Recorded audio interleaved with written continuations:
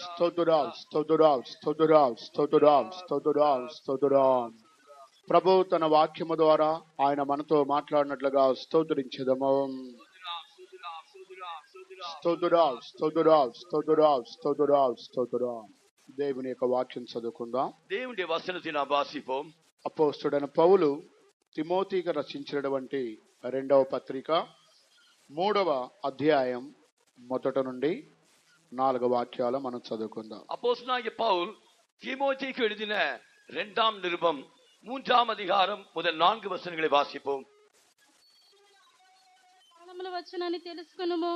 ఎలాగనగా మనుషులు స్వార్థప్రియులు, ధనాపేక్షలు, బెంకములాడువారు, అహంకారులు, దూషకులు, తల్లిదండ్రులకు అవిధేయులు, కృతజ్ఞత లేనివారు, అపవిత్రులు, అనురాగరహితులు, అతిద్వేషులు, అపవాదకులు, అజితేంద్రియులు, క్రూరులు, సజ్జన ద్వేషులు, ద్రోహులు, మూర్ఖులు, గర్వాంధులు, దేవుని కంటే సుఖానుభవము ఎక్కువగా ప్రేమించువారు. దేవుని యొక్క నామానికి మహిమ కలుగుగాక. దేవుని నామమునకు మహిమ ఉండాగట్టు. ఈ యొక్క వాక్యమును మనము మూల వాక్యముగా తీసుకొని ఈ చివరి దినములలో సంఘములో జరగబోయే కార్యముల గురించి పౌలు తేటగా మనతో మాట్లాడుచున్నారు. இந்த வசனத்தை நாம் ஆதாரமாக கொண்டு கடந்த வாரங்களிலே கடைசி காலங்களில் சபையிலே அப்போஸ்தலனாகிய பவுல் நடக்கிற கொடிய சம்பவங்களை குறித்து நாம் தியானித்து வந்தோம். ఈ కార్యములన్నీ కూడా అంత్య దినములలో అపాయకరమైనటువంటి కాలములో వచ్చునని తెలుసుకునమని పౌలు తిమోతి యొక్క సంఘానికి తెలియపరుచున్నారు. இந்த காரியங்கள் எல்லாவற்றையும் அப்போஸ்தலனாகிய பவுல் கடைசி காலங்களிலே கொடிய காலங்கள் வரும் என்று தீமோத்தி இருந்த அந்த சபைக்கு அவர் எழுதுகிறார். ఈ యొక్క అపాయకరమైనటువంటి సంభవములలో పలు హెచ్చరికలు ఇక్కడ రాయబడి ఉన్నవి.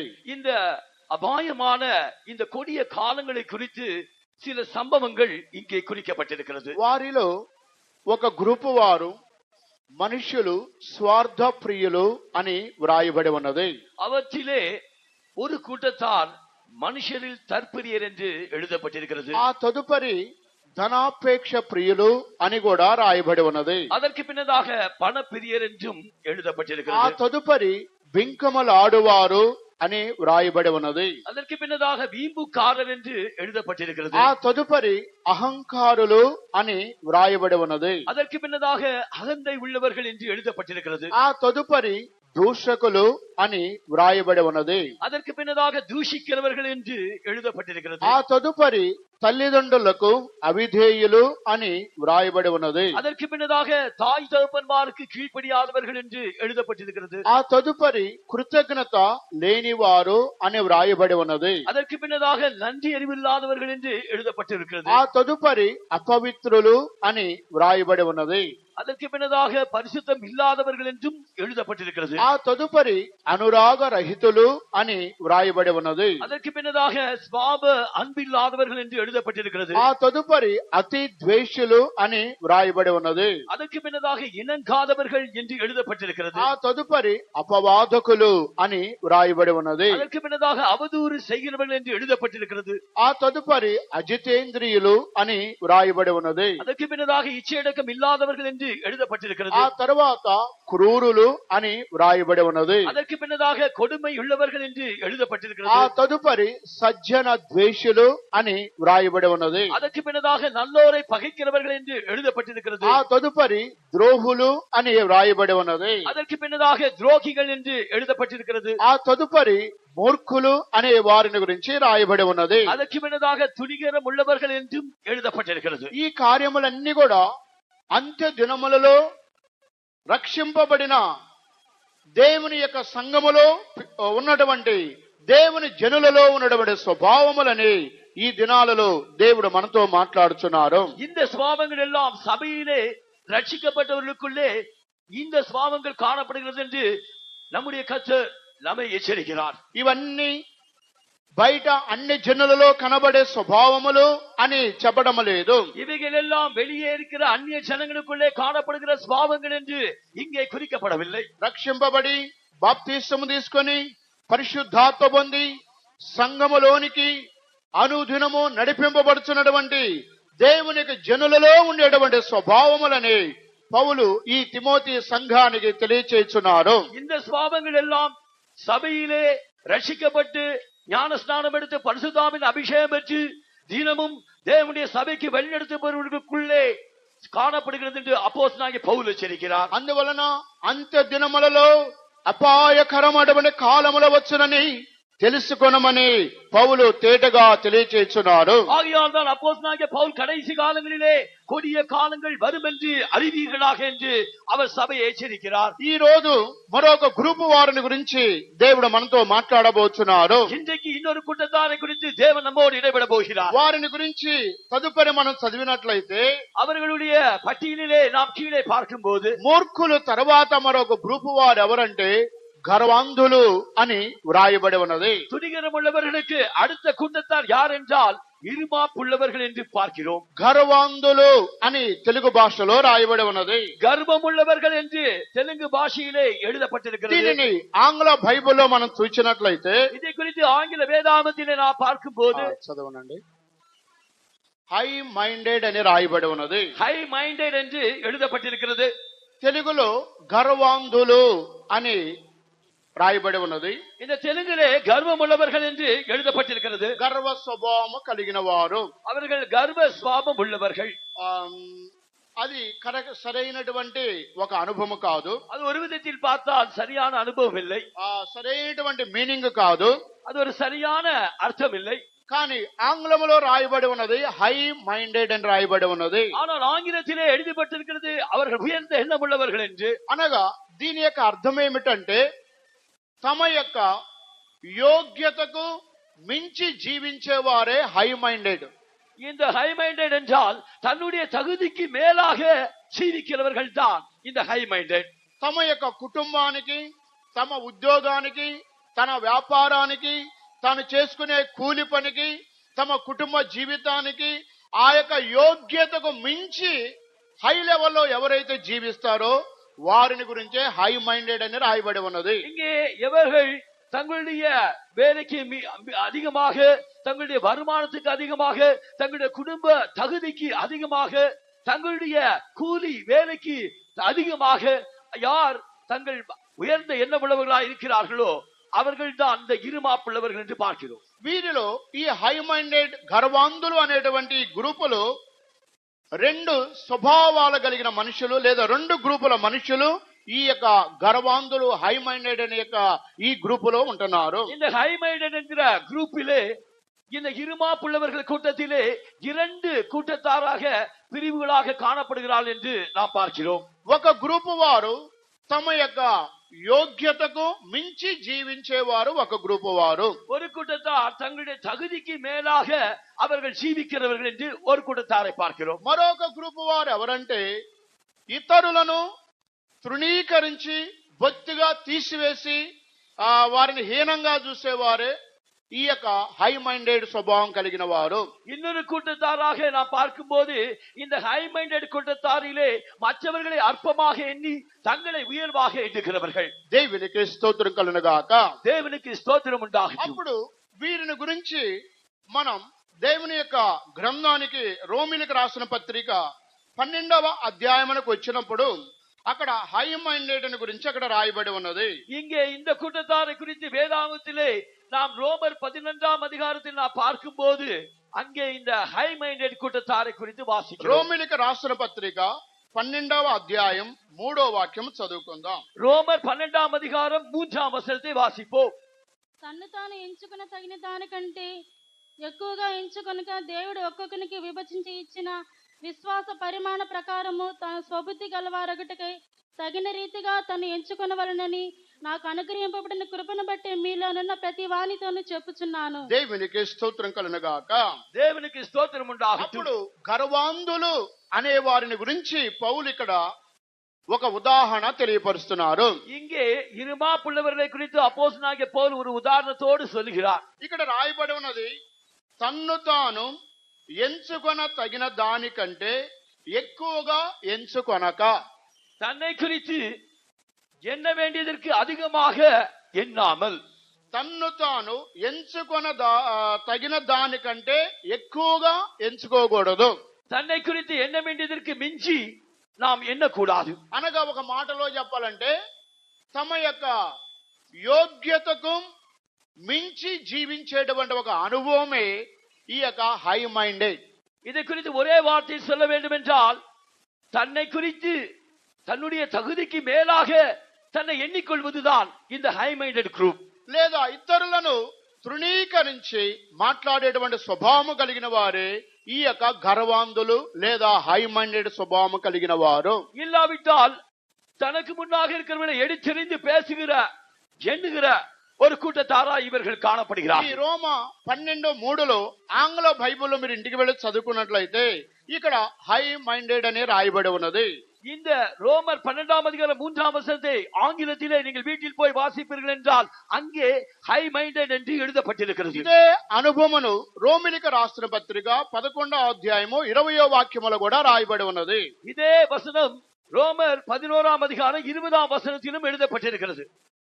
మంచిది, వారు అవిశ్వాసమును బట్టి విడిచివేయబడిరి, నీవైతే విశ్వాసమును బట్టి నిలిచి ఉన్నావు, గర్వింపక భయపడుము. దేవునికి స్తోత్రం కలుగునుగాక.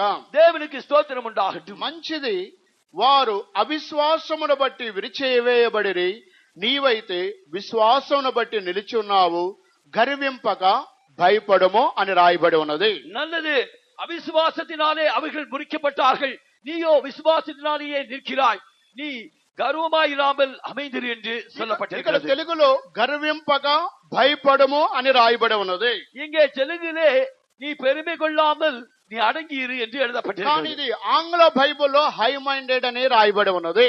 இதே ஆங்கில வேதாமத்திலே హై మైండెడ్ என்று எழுதப்பட்டிருக்கிறது. దేవునికి స్తోత్రం కలుగునుగాక. தேவனுக்கு ஸ்தோத்திரம் உண்டாகட்டும். కనుక గర్వాంధులు అనగా హై మైండెడ్ యొక్క గ్రూప్ కు చెందిన వారు. அப்படியானால் இந்த இருமாப்புள்ளவர்கள் என்றால் அவர்கள் இந்த மேட்டிமைக்காரரின் கூட்டத்தை சேர்ந்தவர்கள். అనగా తమ యొక్క యోగ్యతకు మించి యోగ్యతకు మించి ఆలోచనతో జీవించేవారు. அவர்கள் தங்களுடைய தகுதிக்கு மிஞ்சி அவர்கள் எண்ணிக்கொண்டு ஜீவிக்கிறவர்கள். తమ యొక్క స్థానానికి మించి జీవించేవారే ఈ గర్వాంధులు హై మైండెడ్ గ్రూప్ వారు. இந்த தங்களுடைய நிலைக்கு அதிகமாக எண்ணி ஜீவிக்கிறவர்கள் தான் இந்த ஹை மைண்டட், இந்த இருமாப்புள்ளவர்கள். లేనట్లయితే ఇతరులను తృణీకరించి మాట్లాడే స్వభావం కలిగిన వారే ఈ యొక్క హై మైండెడ్ ప్రజలు. இல்லாவிட்டால் மற்றவர்களை எடுத்திருந்து பேசுகிற கூட்டத்தார் தான் இந்த ஹை மைண்டட் பீப்புள். ఒక ఇద్దరు క్రైస్తవులు ఒక దారిలో వారు దేవుని మాటలు మాట్లాడుకుంటూ చాలా కిలోమీటర్ల ప్రయాణం చేశారు. விதமாக இரண்டு கிறிஸ்தவர்கள் அவர்கள் தேவனுடைய காரியங்களை குறித்து பேசிக்கொண்டே அவர்கள் சென்று கொண்டிருந்தார். వారు దేవుని యొక్క వాక్యమును ఎరిగిన వారే, அவர்கள் தேவனுடைய வசனங்களை அறிந்தவர்கள் தான். వారు యేసుక్రీస్తును విశ్వసించిన వారే, அவர்கள் கர்த்தராகிய இயேசு கிறிஸ்துவை விசுவாசிக்கிறவர்கள் వారు தான். ప్రయాణంలో దారిలో నడుచుకుంటూ వెళ్తూ అనేక సంగతులు వారు మాట్లాడుకున్నారు. அவர்கள் தங்களுடைய பாதையிலே அவர்கள் பேசிக்கொண்டு அநேக காரியங்களை அவர்கள் கலந்தாலோசித்துக் கொண்டு போனார்கள். చివరికి వారు వెళ్ళిపోయేటువంటి ఆ స్థలం వచ్చినప్పుడు వారిలో ఒక సహోదరుడు మరొక సహోదరుని అడుగుతున్నాడు, సహోదరుడా నీకు ఎన్ని గొర్రెలు ఉన్నాయి, ఎన్ని మేకలు ఉన్నాయి అడిగాడు. அவ்விதமாக அவர் இறுதியாக அவர்கள் வந்தடைகிற இடத்தை நெருங்கின போது அதில் ஒரு சகோதரர் மற்றொரு சகோதரனை கேட்கிறார், உங்களுக்கு எத்தனை ஆடுகள் உண்டு, மாடுகள் உண்டு? అప్పుడు ఆయన చెప్పాడు, ఒకసారి ఆకాశ వైపు తేరి చూడు అన్నాడు. அப்பொழுது அவர் சொன்னார், ஒரு முறை நீ வானத்தை நோக்கி பார் என்றார். ఆకాశం యొక్క నక్షత్రములు ఎన్ని ఉన్నాయో నాకు అన్ని గొర్రెలు అన్ని మేకలు ఉన్నాయి, లెక్క పెట్టడానికి వీలు లేదండి అని చెప్పాడు. அப்பொழுது அவர் சொன்னார், ஆகாயத்து அந்த வானத்து நட்சத்திரங்களை பாருங்கள், அவைகளை போல எனக்கு எத்தனை ஆடுகள் இருக்கிறதோ மாடுகள் இருக்கிறதோ அதை எண்ண முடியாது என்றார். చివరికి ఆ విన్నటువంటి సహోదరుడు చాలా ఆశ్చర్యపోయాడు. அப்பொழுது அதை கேட்ட சகோதரன் ஆச்சரியம் அடைந்தான். దేవుడు ఇంతగా నిన్ను ఆస్వాదించాడా, ఇన్ని మేకలు ఇన్ని గొర్రెలు మీకు ఉన్నాయా అని. தேவன் இவ்வளவாய் உன்னை ஆசீர்வதித்தாரா, உனக்கு இவ்வளவு ஆடுகள் மாடுகள் உண்டா என்றான். మరలా ఈ సహోదరుడు ఆ సహోదరుని ప్రశ్నించాడు. அதற்கு பின்னதாக இந்த சகோதரன் அந்த சகோதரனை கேள்வி கேட்டான், సహోదరుడా నీకు ఎంత పొలమో ఎంత భూమి ఉన్నది అని. சகோதரனே உனக்கு எவ்வளவு நிலங்கள் உண்டு, எவ்வளவு பூமி உண்டு என்று கேட்டான். అప్పుడు ఆయన చెప్పాడు, ఒకసారి నువ్వు ఆకాశం వైపు తేరి చూడు అని చెప్పాడు. அப்பொழுது அவன் கேட்டான், ஒருமுறை நீ வானத்தை நோக்கி பார் என்றான். చూసిన తర్వాత ఎంత ఆకాశం ఉన్నదో అంత పొలము భూమి నాకు భూమి మీద ఉందని చెప్పాడు. எவ்வளவு வானம் காணப்படுகிறதோ அவ்வளவாக எனக்கு இந்த பூமியிலே நிலம் இருக்கிறது என்று சொன்னான். ఆ తర్వాత ఒకరికొకరు ఇద్దరు వారి ఆస్తిపాస్తులు వారి మాటలు మాట్లాడుకొని కొంత దూరం వెళ్ళిన తర్వాత వారిద్దరికి టీ తాగటానికి కూడా 1 రూపాయి లేదు. அவ்விதமாக இருவரும் பேசிக்கொண்டு அவர்கள் இன்னும் கொஞ்சம் தூரம் போன பின்பதாக அவர்கள் ஒரு டீ குடிக்க வேண்டும் என்ற போது அவர்களுக்கு இருவருக்குமே பணம் இல்லை. సహోదరుడు వెళ్ళిపోతున్నాం, మంచి గరం గరం టీ తాగి వెళ్ళిపోదామని ఇద్దరు మాట్లాడుకున్నారు. அப்பொழுது சகோதரனே நாம் நல்ல டீ சூடான டீ குடித்து விட்டு இருவரும் பிரிவோம் என்று சொல்லிக் கொண்டார்கள். చివరిపోతే నా దగ్గర డబ్బులు లేవు, నా దగ్గర డబ్బులు లేవు. அப்பொழுது அவர்கள் அங்கே டீ குடிக்க வரும்போது என்னிடத்தில் பணம் இல்லை, உன்னிடத்தில் பணம் இல்லை என்றார். చివరికి వారి మాటలు ఎలాగున్నాయి?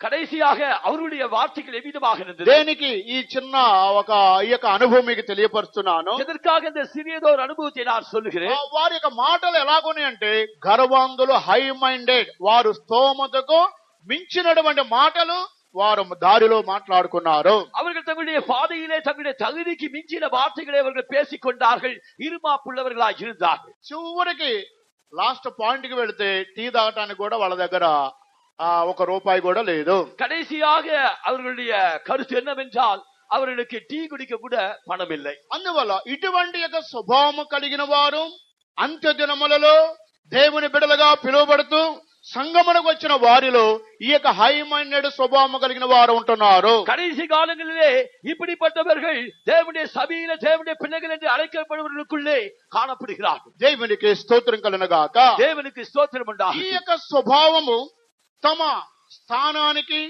తమ యొక్క యోగ్యతకు మించినటువంటి ఈ స్వభావం మొట్టమొదటగా దేవుడు సృష్టించిన దేవదూతలలో ఈ స్వభావము ప్రవేశించింది. தன்னுடைய நிலைக்கு மிஞ்சி, தன்னுடைய தகுதிக்கு மிஞ்சி என்கிற காரியங்கள் முதலாவதாக தேவனுடைய சிருஷ்டிப்பிலே தூதர்களுக்குள்ளே காணப்பட்டது. దీనిని గురించి యేస్కేలు యొక్క గ్రంథము 28వ అధ్యాయమునకు మనం వచ్చినట్లయితే இதை குறித்து எசேக்கியேல் புஸ்தகம் 28ஆம் அதிகாரத்துக்கு வருவோம் என்றால் అక్కడ 17వ వాక్యం చదవండి. 17வது வசனத்தை வாசிப்போம். నీ సౌందర్యము చూచుకుని నీవు గర్వించిన వాడవై, నీ తేజస్సు చూచుకుని నీ జ్ఞానమును చెరుపుకుంటివి. కావున నేను నిన్ను నేలన పడవేసేదను, రాజులు చూచుచుండగా నిన్ను హేళనకు అప్పగించెదను. దేవునికి స్తోత్రం కలుగుగాక. தேவனுக்கு ஸ்தோத்திரம் உண்டாகும். నీ సౌందర్యమును చూసుకొని నీవు గర్వించిన వాడవై, నీ తేజస్సు చూసుకొని నీ జ్ఞానమును చెరుపుకొంటివి. కావున నేను నిన్ను నేలను పడవేసేదను. உன் அழகினால் உன் இருதயம் மேட்டிமையாயிற்று, உன் மினுக்கினால் உன் ஞானத்தை கெடுத்தாய், உன்னை தரையிலே தள்ளி போடுவேன். ఇది దేవదూతలలో మొట్టమొదటగా ఈ హై మైండ్ అనేది వారిలో ప్రవేశించింది. இந்த ஹை மைண்டட் என்கிற காரியம் முதலாவதாக தேவதூதர்களுக்குள்ளே பிரவேசித்தது. దేవుడు వారు ఉంచిన స్థానములో ఈ యొక్క దేవదూతలు ఉండలేదు. இந்த தேவதூதர்கள் தேவன் அவர்களை வைத்த நிலையிலே அவர்கள் இல்லை. యెషయా గ్రంథం 14వ అధ్యాయానికి మీరు వచ్చినట్లయితే ஏசாயா புஸ்தகம் 14ஆம் அதிகாரத்துக்கு நீங்கள் வருவீர்கள் అక్కడ என்றால் ఈ యొక్క దేవదూతలు లూసిఫరు ఆ దేవుని నక్షత్రములకు సింహాసమునకు పైగా నేను ఉంటానని మనసులో అనుకున్నారు. ஆனால் இந்த தேவனுடைய தூதனாகிய இந்த லூசிபர் அவன் வானத்துக்கு ஏறுவேன், நட்சத்திரங்களுக்கு மேலாக இருப்பேன் என்று அவன் எண்ணினான். దేవుడు వారిని ఏ స్థానములో ఉంచారో ఆ స్థానములో ఉండకుండగా తన యొక్క మనస్సులో తమ యొక్క స్థానానికి యోగ్యతకు మించి వారు మాట్లాడుకుంటున్నారు. தேவன் அவர்களை எந்த நிலையில வைத்தாரோ அந்த நிலைக்கு மிஞ்சி, அவர்கள் அந்த நிலைக்கும் அந்த தகுதிக்கும் மிஞ்சி அவர்கள் எண்ணம் கொண்டார்கள். అందువల్ల దేవదూతలు వారు పతనమైపోయారు. ஆகையால் தான் அந்த தேவதூதர்கள் நிர்மூலமாக்கப்பட்டார். అటువంటి యొక్క అనుభవం వారు పతనమైపోయిన తదుపరి మరలా మొదటి మనుషుడైన ఆదాములో కూడా ఆ స్పిరిట్ ప్రవేశించింది. அந்த தேவதூதர்கள் அவர்கள் விழுந்து சிதறி போன பின்பு அப்படிப்பட்ட ஒரு பெருமையின் ஆவி முதலாவது மனிதனுக்குள்ளும் பிரவேசித்தது.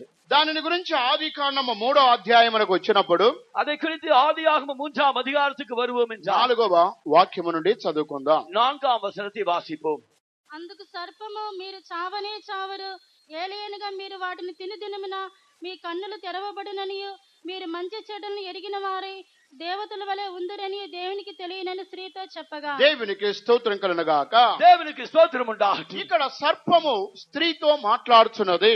இங்கே சர்ப்பமானது ஸ்திரீயோடு பேசுகிறது. మీరు ఆ వృక్ష ఫలములను తినినా సరే మీరు సావనే సావరు. நீங்கள் அந்த மரத்தின் கனியை புசித்தால் நீங்கள் சாகவே சாவீர்கள். ఒకవేళ మీరు దానిని ఆ ఫలములు తినినట్లయితే మీ కన్నులు తెరవబడతాయి.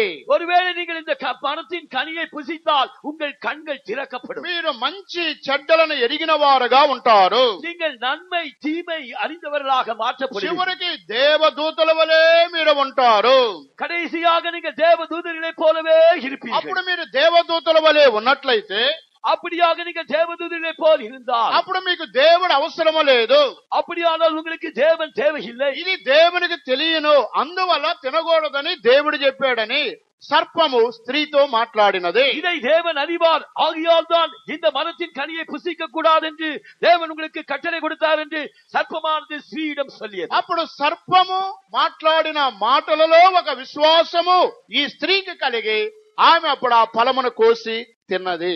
இந்த சர்ப்பம் சொன்ன வார்த்தைகளிலே இந்த ஸ்திரீக்கு ஒரு விசுவாசம் வந்து அவள் அந்த மரத்தின் கனியை இழுத்து புசித்து அவர் தின்றார். 2వ అధ్యాయములో తినకూడదని దేవుడు చెప్పిన ఆ మాటలు సరిగా మనసులోనికి ఎక్కలేదు. 2ஆம் அதிகாரத்திலே தேவன் மரத்தின் கனியை புசிக்க கூடாது என்று சொன்ன கட்டளை அவளுடைய மனதிலே விசுவாசத்தை உண்டாக்கி ఈ యొక్క సాతానుడు తెలివిగా కుయుక్తిగా అతని మాటలలో విశ్వాసము కలిగే విధముగా ఈ సర్పము స్త్రీతో మాట్లాడినది. ஆனால் இந்த சர்ப்பமானது ஒரு நல்ல ஞானத்தோடு இது ஒரு நல்ல தந்திரத்தோடு ஸ்ரீயிடம் அந்த வார்த்தைகளை சொன்னபோது அவளுக்குள்ளே விசுவாசம் உண்டாயிற்று. మీరు తినినట్లయితే మీ కన్నులు తెరవబడును. நீரை புசிக்கும் நாளிலே உங்கள் கண்கள் திறக்கப்படும். మీరు తినినట్లయితే మంచి చెడ్డల తెలివినిచ్చే తెలివి దేవుడు మీకు ఇస్తున్నాడు. நீங்கள் இதை புசித்தால் நன்மை தீமை அறிந்து கொள்கிற ஞானத்தை தேவன் உங்களுக்கு தருவார். మీరు ఆ పండును తినినట్లయితే దేవదూతల వలె మీరు ఉంటారు. நீங்கள் அந்த மரத்தின் கனியை புசித்தால் தேவர்களை போல இருப்பீர்கள். అప్పుడు మీరు దేవదూతల వలె ఉన్నట్లయితే దేవుడు మీకు అవసరము లేదు. நீங்கள் தேவர்களை போல இருப்பீர்கள் என்றால் உங்களுக்கு தேவன் தேவையில்லை. ఇది దేవునికి తెలియను, అందువల్ల తినకూడదని దేవుడు చెప్పాడని సర్పము మంచి టేస్ట్ గా ఆ స్త్రీతో మాట్లాడినది. தேவன் இதை அறிவார், ஆகையால் தான் அவர் இந்த மரத்தின் கனியை புசிக்க கூடாது என்று உங்களுக்கு சொன்னார் என்று நல்ல இனிமையான வார்த்தைகளினால் ஸ்ரீயிடம் சர்ப்பம் பேசி ఆ తర్వాత ఆ స్త్రీ అరుక్ష ఫలములు తినినది. దేవుడు తనకిచ్చినటువంటి స్థానమును యోగ్యతగా మించి వారు ప్రవర్తించారు. ఏదేను తోటల నుండి వెళ్ళగొట్టబడ్డారు. அந்த ஸ்ரீ அந்த மரத்தின் கனியை புசித்தாள். ஆகையால் தேவனுடைய வார்த்தை மீறினால் அவள் அன்று அந்த ஏதேன் தோட்டத்திலிருந்து அவள் விரட்டப்பட்டாள். దేవదూతలు దేవుని ద్వారా సృష్టింపబడిన దూతలు దేవుని ద్వారా సృష్టింపబడిన ఆది మనుషుడైన ఆదాము వీరందరూ కూడా హై మైండెడ్ కలిగి జీవించిన వారుగా కనబడుతున్నారు. தேவனால் சிருஷ்டிக்கப்பட்ட தேவதூதர்கள் ஆதி மனிதன் இவர்கள் ஹை மைண்ட் உடையவர்களாக காணப்பட்டார்கள். దేవుడు వారిని సృజించి వారిని ఉంచిన స్థానమును వారు మర్చిపోయి వారు హై మైండ్ కలిగి ఉన్నతమైన ఆలోచన కలిగి వారు జీవించి చివరికి వారి ఆత్మీయ జీవితం నష్టమైపోయినది. தேவன் அவர்களை சிருஷ்டித்த பின்பு தேவன் அவர்களை வைத்த நிலையிலிருந்து அதிகமாக மிஞ்சி அவர்கள் எண்ணி அவர்கள் அந்த ஹை மைண்டடாக இருந்ததினால் அவர்கள் விழுந்து போனார்கள். ఈ రోజుల్లో అనేక మంది మన విశ్వాసులు కూడా పలు విధాలుగా అప్పుల పాలైపోవడానికి కారణం ఏంటి? இந்நாட்களிலே நம்முடைய விசுவாசிகள் கூட பலவிதமான கடன் பாரங்களிலே சிக்கிக் கொள்வதன் காரணம் లేదా పలు రోగాల చేత పీడింపబడడానికి కారణం ఏంటి? இல்லாவிட்டால் பலவிதமான வியாதிகளினால் பீடிக்கப்படுவதன் காரணம் పలు సమస్యల చేత పీడింపబడడానికి కారణం ఏంటి? பல பிரச்சனைகளினால் பீடிக்கப்படுவதன் காரணம் என்ன? హై మైండెడ్ స్వభావం వారిలో ఉంటుంది. அவர்களுக்குள்ளே இந்த హై మైండెడ్ స్వభావం కాணப்படுகிறது. వారి యొక్క కుటుంబ స్తోమతకి ఉద్యోగానికి మించి వారు జీవిస్తున్నారు. அவர்கள் அவருடைய குடும்பத்திற்கும் அவருடைய உத்தியோகத்திற்கும் அவருடைய வருமானத்திற்கும் మించి జీవిக்கிறார். వారి రాబడి ఎంత రాబడి వారికి వస్తుంది, వారు ఎంత ఖర్చు పెడుతున్నారు ఆ ఆలోచన వారికి లేదు. அவர்களுக்கு எவ்வளவு வருவாய் வருகிறது, எவ்வளவாய் செலவழிக்கிறார்கள் என்கிற கணக்கு இல்லாமல் அவர்கள் நடக்கிறார். 10,000 జీతము నెలకు వస్తే వారు నెలకు 25,000 ఖర్చు పెడుతున్నారు. அவர்களுக்கு 10,000 ரூபாய் மாதத்திற்கு வந்தால் அவர்கள் 25,000 ரூபாய் மாதத்திற்கு செலவழிக்கிறார். కారణం ఏంటి? వాళ్ళకి టీవీ ఉంది, మనకెందుకు టీవీ ఉండకూడదు? அவர்கள் அதன் காரணம் என்ன? அவர்களுக்கு டிவி இருக்கிறது, நமக்கு ஏன் இருக்க? వాళ్ళకి బైక్ ఉంది, నాకెందుకు బైక్ ఉండకూడదు? அவர்களுக்கு பைக் இருக்கிறது, நமக்கு ஏன் பைக் இருக்க கூடாது? వాళ్ళకి ఒక సెల్ ఫోన్ ఉంది, నాకు 3 ఉండాలి. அவர்களுக்கு ஒரு செல்போன் இருக்கிறது, எனக்கு 3 வேண்டும். వాళ్ళకి చిన్న కార్ ఉంది, నాకు లేటెస్ట్ గా వచ్చిన కార్ ఉండాలి. அவர்களுக்கு சின்ன கார் தான் இருக்கிறது, நமக்கு லேட்டஸ்ட் கார் வேண்டும். వారికి చిన్న గుడిచె ఉన్నది, నాకైతే డాబా ఉండాలి. அவர்களுக்கு சின்ன குடிசை தான் இருக்கிறது, எனக்கு ஒரு மேடை வேண்டும். వాళ్ళకి ఎప్పుడో బీసీ కాలంలో ఫ్రిడ్జ్ ఉంది, నాకైతే డబుల్ ఫ్రిడ్జ్ ఉండాలి అని కోరికలు వారి యొక్క యోగ్యతకి స్తోమతకి మించి అనేక మంది హై మైండెడ్ స్వభావం కలిగి ఈ దినాలలో విశ్వాసులు జీవిస్తున్నారు. அவர்களுக்கோ பிசி காலத்து ஃப்ரிட்ஜ் தான் இருக்கிறது, ஆனால் எனக்கோ டபுள் டோர் ஃப்ரிட்ஜ் வேண்டும் என்று அவர்கள் தங்களுடைய நிலைக்கு மிஞ்சி அதிகமாக ஹை மைண்டடாக இருமாப்புள்ளவர்களாய் నేను ఒక మాట అడుగుతున్నాను, దయచేసి ఎవరు దుఃఖపడవద్దు. நான் ஒரு வார்த்தை கேட்கிறேன், யாரும் துக்கப்பட வேண்டாம். 5 పైసలు అప్పు లేకుండా నేను ఇల్లు కట్టాను అన్న వాళ్ళు ఎవరుంటే చేతులు ఎత్తండి. 5 பைசா கடன் இல்லாமல் நான் வீட்டை கட்டினேன் என்கிறவர்கள் கரங்களை உயர்த்துங்கள். నా 5 పైసలు అప్పు చేయకుండా నేను ఇల్లు కొన్నాను,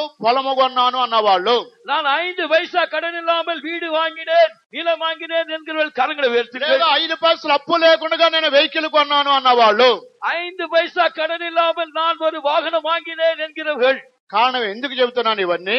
காரணம் இதை எதற்காக ఈ சொல்கிறேன்? రోజుల సంఘములు అనేక మంది దేవుని జనులు హై మైండ్ కలిగి నాకు కారు ఉండాలి, బైక్ ఉండాలి, ఇల్లు ఉండాలి, అప్పు చేసైనా సరే నిప్పు లాంటి సారాయి తాగాలని కొంతమందికి అటువంటి మైండ్. அவ்விதமாக எனக்கு கார் இருக்க வேண்டும், எனக்கு வாகனம் இருக்க வேண்டும், எனக்கு வீடு இருக்க வேண்டும் என்று இவ்விதமான இருமாப்புள்ள எண்ணமுள்ளவர்களாய் அவர்கள் தங்களுக்கு தகுதிக்கு மிஞ்சி அவர்கள் இருக்கிறார். అందువల్ల దేవుని యొక్క వాక్యం ఏం చెబుతుందంటే గర్వాంధులు అంత్య దినాలలో సంఘములో ఉన్నారు. தேவனுடைய வசனம் என்ன சொல்கிறது என்றால் இருமாப்புள்ளவர்கள் சபையிலே இருக்கிறார். కనుక హై మైండ్ ఆ స్వభావం కలిగిన వారు సంఘములో అంత్య దినాలలో ఉంటున్నారు. அப்படிப்பட்ட உயர்ந்த எண்ணமுள்ளவர்கள் இருமாப்புள்ளவர்கள் சபையில் கடைசி காலங்களிலே இருக்கிறார். తమ యొక్క యోగ్యతకు మించి వారు హై లెవెల్లో జీవించేవారు, தங்களுடைய தகுதிக்கு மிஞ்சி அவர்கள் உயர்ந்த நிலையிலே ஜீவிக்கிறவர்கள். కానీ మన సేవ అలా కాదు. ஆனால் நம்முடைய ஊழியம் அப்படிப்பட்டது. దైవ సేవకులు మేము 5 పైసలు అప్పు చేసి ఏ చిన్న బిల్డింగ్ కట్టినా వెంటనే మాకు పనిష్మెంట్ పెద్దవారి ద్వారా. ஒருவேளை இந்த ஊழியர்களாகிய நாங்கள் ஒரு 5 பைசா கடன் வாங்கி இந்த ஊழியத்திற்காக ஒரு கட்டணம் கட்டினால் பெரியவர்களால் எங்களுக்கு தண்டனை வரும். లేదా 5 పైసలు అప్పు చేసి ఏ ల్యాండ్ మేము కొనకూడదు. இல்லாவிட்டால் 5 பைசா நாங்கள் கடன் வாங்கி கூட எந்த நிலத்தையும் வாங்கக்கூடாது. లేదా 5 పైసలు అప్పు చేసి ఏ వాహనం మేము కొనకూడదు. இல்லை என்றால் 5 பைசா கடன் செய்து ஒரு வாகனத்தையும் வாங்கக்கூடாது. ఇది దైవ సేవకులకి పెద్దవారిచ్చినటువంటి ప్రమాణము. இது தேவ ஊழியர்களுக்கு பெரியவர்களுக்கு தந்த கட்டளை. మన యొక్క సేవ విశ్వాసముతో జీవించేటువంటి సేవ. நம்முடைய ஊழியமானது விசுவாசத்திலே செல்ல வேண்டிய ஊழியம். నీ దగ్గర దేవుడిని ఆశీర్వదించి నీకు ఇస్తే నువ్వు బిల్డింగ్ కట్టుకో, లేకపోతే ఆపేసాయి. బిల్డింగ్ కట్టమని మేము ఎవరు మిమ్మల్ని బలవంతం చేయము. தேவன் உங்களை ஆசீர்வதித்து பில்டிங் கட்டும்படியாக உன்னை நிறுத்தினால் நீ கட்டு, அதில் தவறில்லை.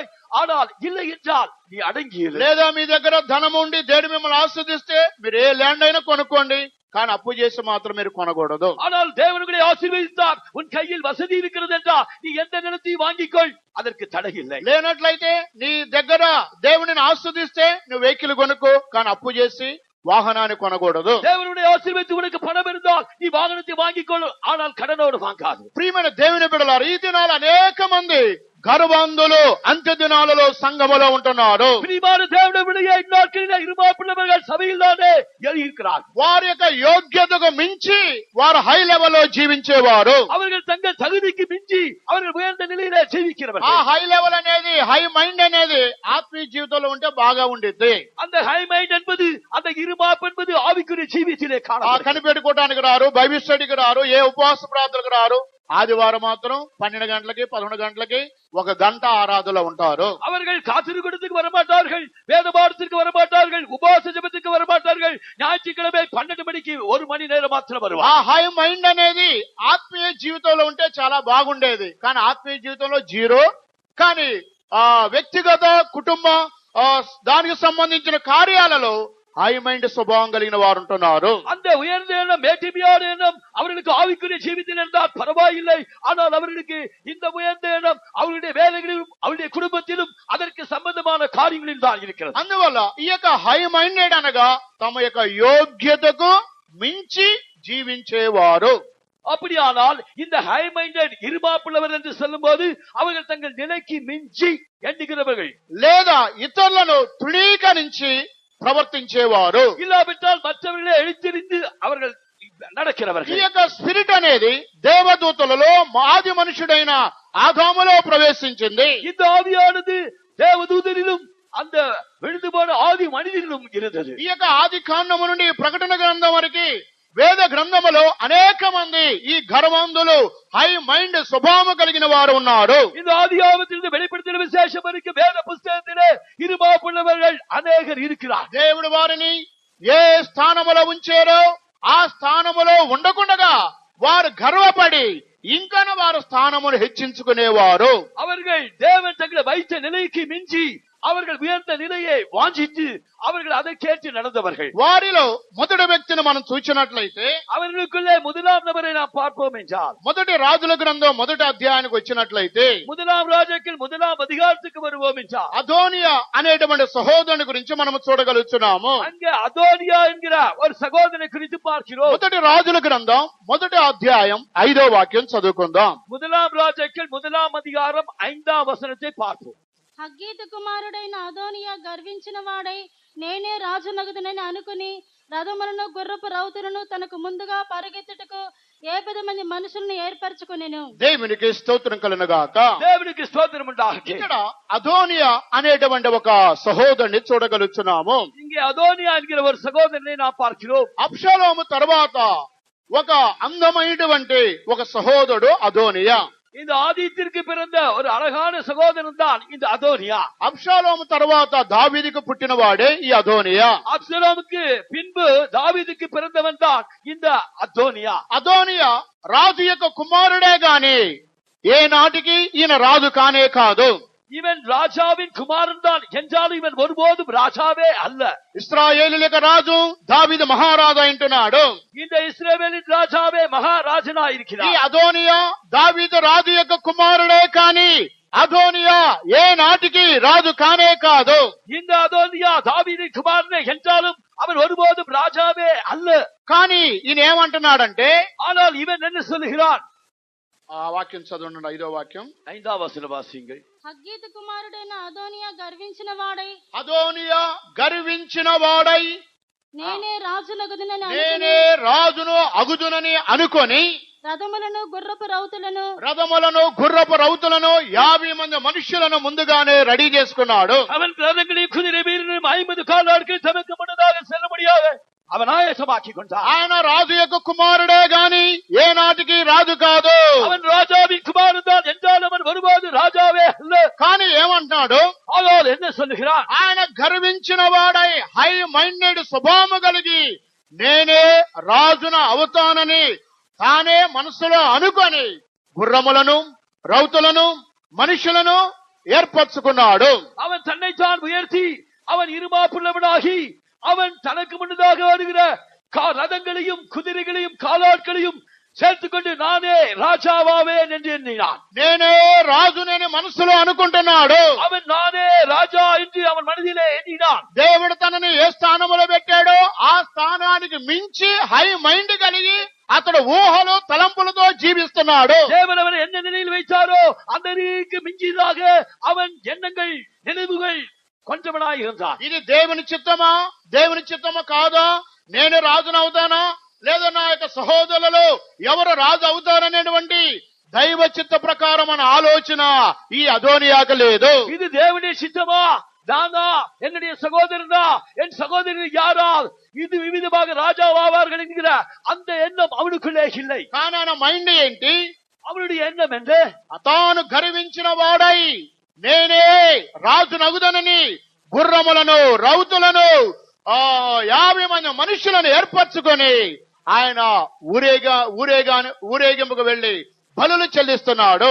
அவன் தன்னைத்தான் உயர்த்தி நான் தான் ராஜாவாவேன் என்று எண்ணி அவன் ரதங்களையும் குதிரை வீரர்களையும் காலாட்களையும் பொருட்களை ஆயத்தப்படுத்தி அவன் ஊர் பவனியாக அவன் சென்று அவன் ஆரம்பித்தான். అప్పుడు దావీదు భార్య బత్షెబ దావీదు యొద్దకు వెళ్ళి, రాజా నీ తదుపరి ఈ సింహాసనం మీద ఎవరు రాజు అవుతారని ఆమె రాజును అడిగినది. அப்பொழுது தாவீதுடைய மனைவி அவனுடைய குமாரன் தாவீதிடத்தில் போய், உமக்கு பின்னதாக யார் ராஜாவாக ஆவார் என்று கேட்டார். అప్పుడు దావీదు, నా తదుపరి నిశ్చయముగా నా కుమారుడైన సొలొమోను మాత్రమే రాజుగా మారబోతున్నాడని ఆయన చెప్పి ఉన్నాడు. அப்பொழுது தாவீது, எனக்கு பின்னதாக என்னுடைய குமாரனாகிய சாலமோனே ராஜாவாக மாறுவான் என்று அவன் சொன்னான். మరి ఊరి బయట అదోనియా నేను రాజునని ఊరేగుతున్నాడు, బలులు చెల్లిస్తున్నాడు, రథములు గుర్రములు మనుషులను ఏర్పరచుకున్నాడని బత్షెబ ఈ యొక్క దావీదు రాజుతో పలికినది.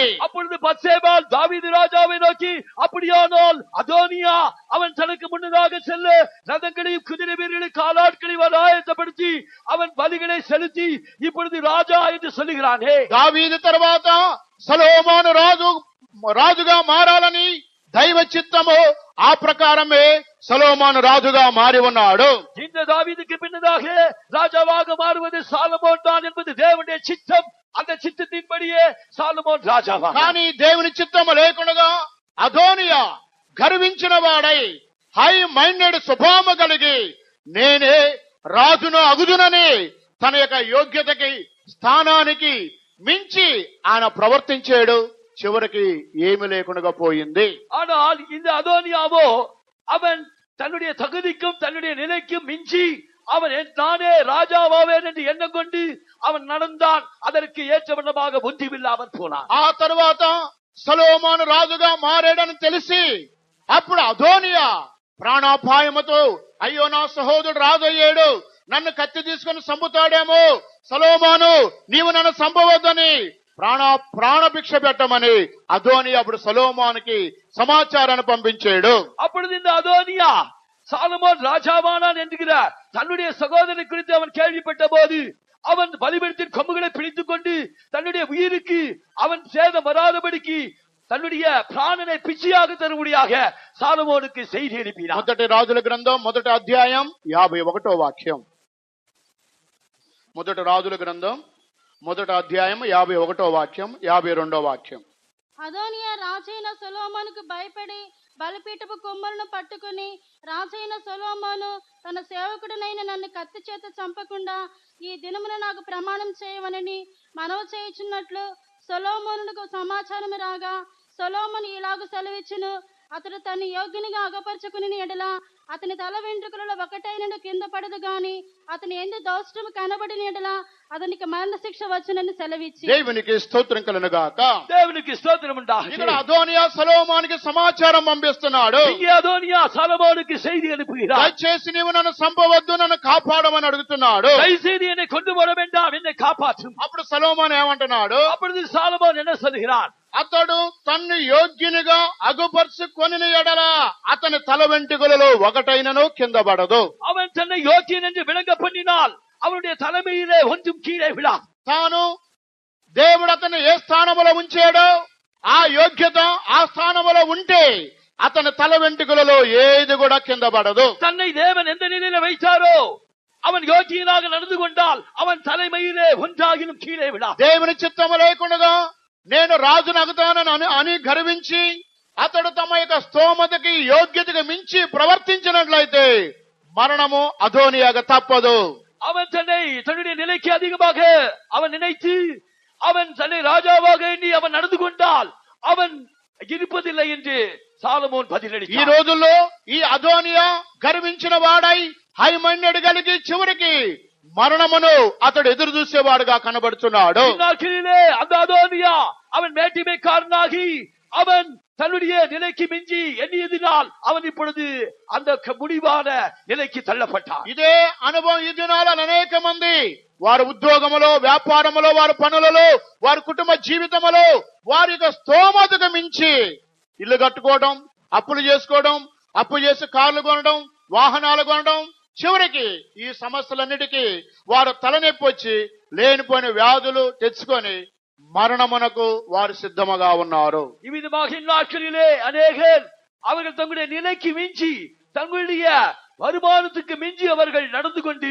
அவர்களுக்கு இல்லாத கடன்களை வைத்து அவர்கள் வாகனத்தை வாங்கி பலவிதமான பிரச்சனைகளை அவர்கள் சிக்குண்டு இறுதியாக அவர்கள் மரணத்திற்கு ఆళావதற்காக వ్యాధికుట్పడుகிறார். పలువిధమైనటువంటి సమస్యలకు వారే కొని తెచ్చుకొని చివరికి వ్యాధులకి మరణానికి సమీపస్తులుగా ఉన్నారు. பலவித பிரச்சனைகளை அவர்கள் சிக்குண்டு கடைசியாக வியாதிக்கு மரணத்திற்கு సమీపமாகிறார். అందువల్ల సొలొమోను అదోనియాతో చెబుతున్నాడు, అతడు తన్ను యోగ్యునిగా కనుపరుచుకొనినట్లయితే అతని తల వెంట్రుకలలో ఒక్కటి కూడా కింద పడదు. ஆகையால் தான் சாலமோன் இந்த அதோனியாவுக்கு அறிவிக்கிறான், அவன் தன்னை யோக்கியனாக விளங்க பண்ணினால் அவன் தலைமையிலே ஒன்றாகிலும் கீழே விழா. తమ యొక్క యోగ్యతకు మించి వారు హై మైండ్ కలిగి ఉంటే తల అంతా కూడా తెల్లగా మారిపోతుంది, వెంటనే మరణము వారిని సమీపిస్తుంది. ஒருவேளை அவன் தன்னுடைய தகுதிக்கு மிஞ்சி அவன் எண்ணுவானானால், அவன் நேர்மையாக நடந்து கொண்டால் அவன் தலைமயிரெல்லாம் பெண்மையாக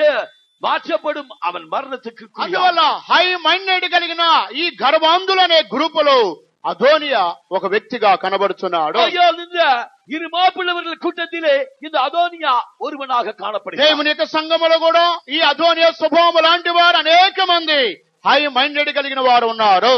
దేవుని సభలో కూడా இந்த இரு மாப்பிள்ளவனா இந்த அதோனியாவை அவனுடைய எண்ணமுடையவர்களாய் அநேகர் இருக்கிறார். వారు ధరించే వస్త్రాలు వారి యోగ్యతకు మించి వారు విలువైన వస్త్రాలు ధరించే వారు ఉన్నారు. அவர்கள் தங்களுடைய தகுதிக்கு மிஞ்சி விலையுயர்ந்த வஸ்திரத்தை அணிந்து கொள்வர்களாய் இருக்கிறார். ఒక ఊర్లో ఒక సహోదరుడు ఉన్నాడు.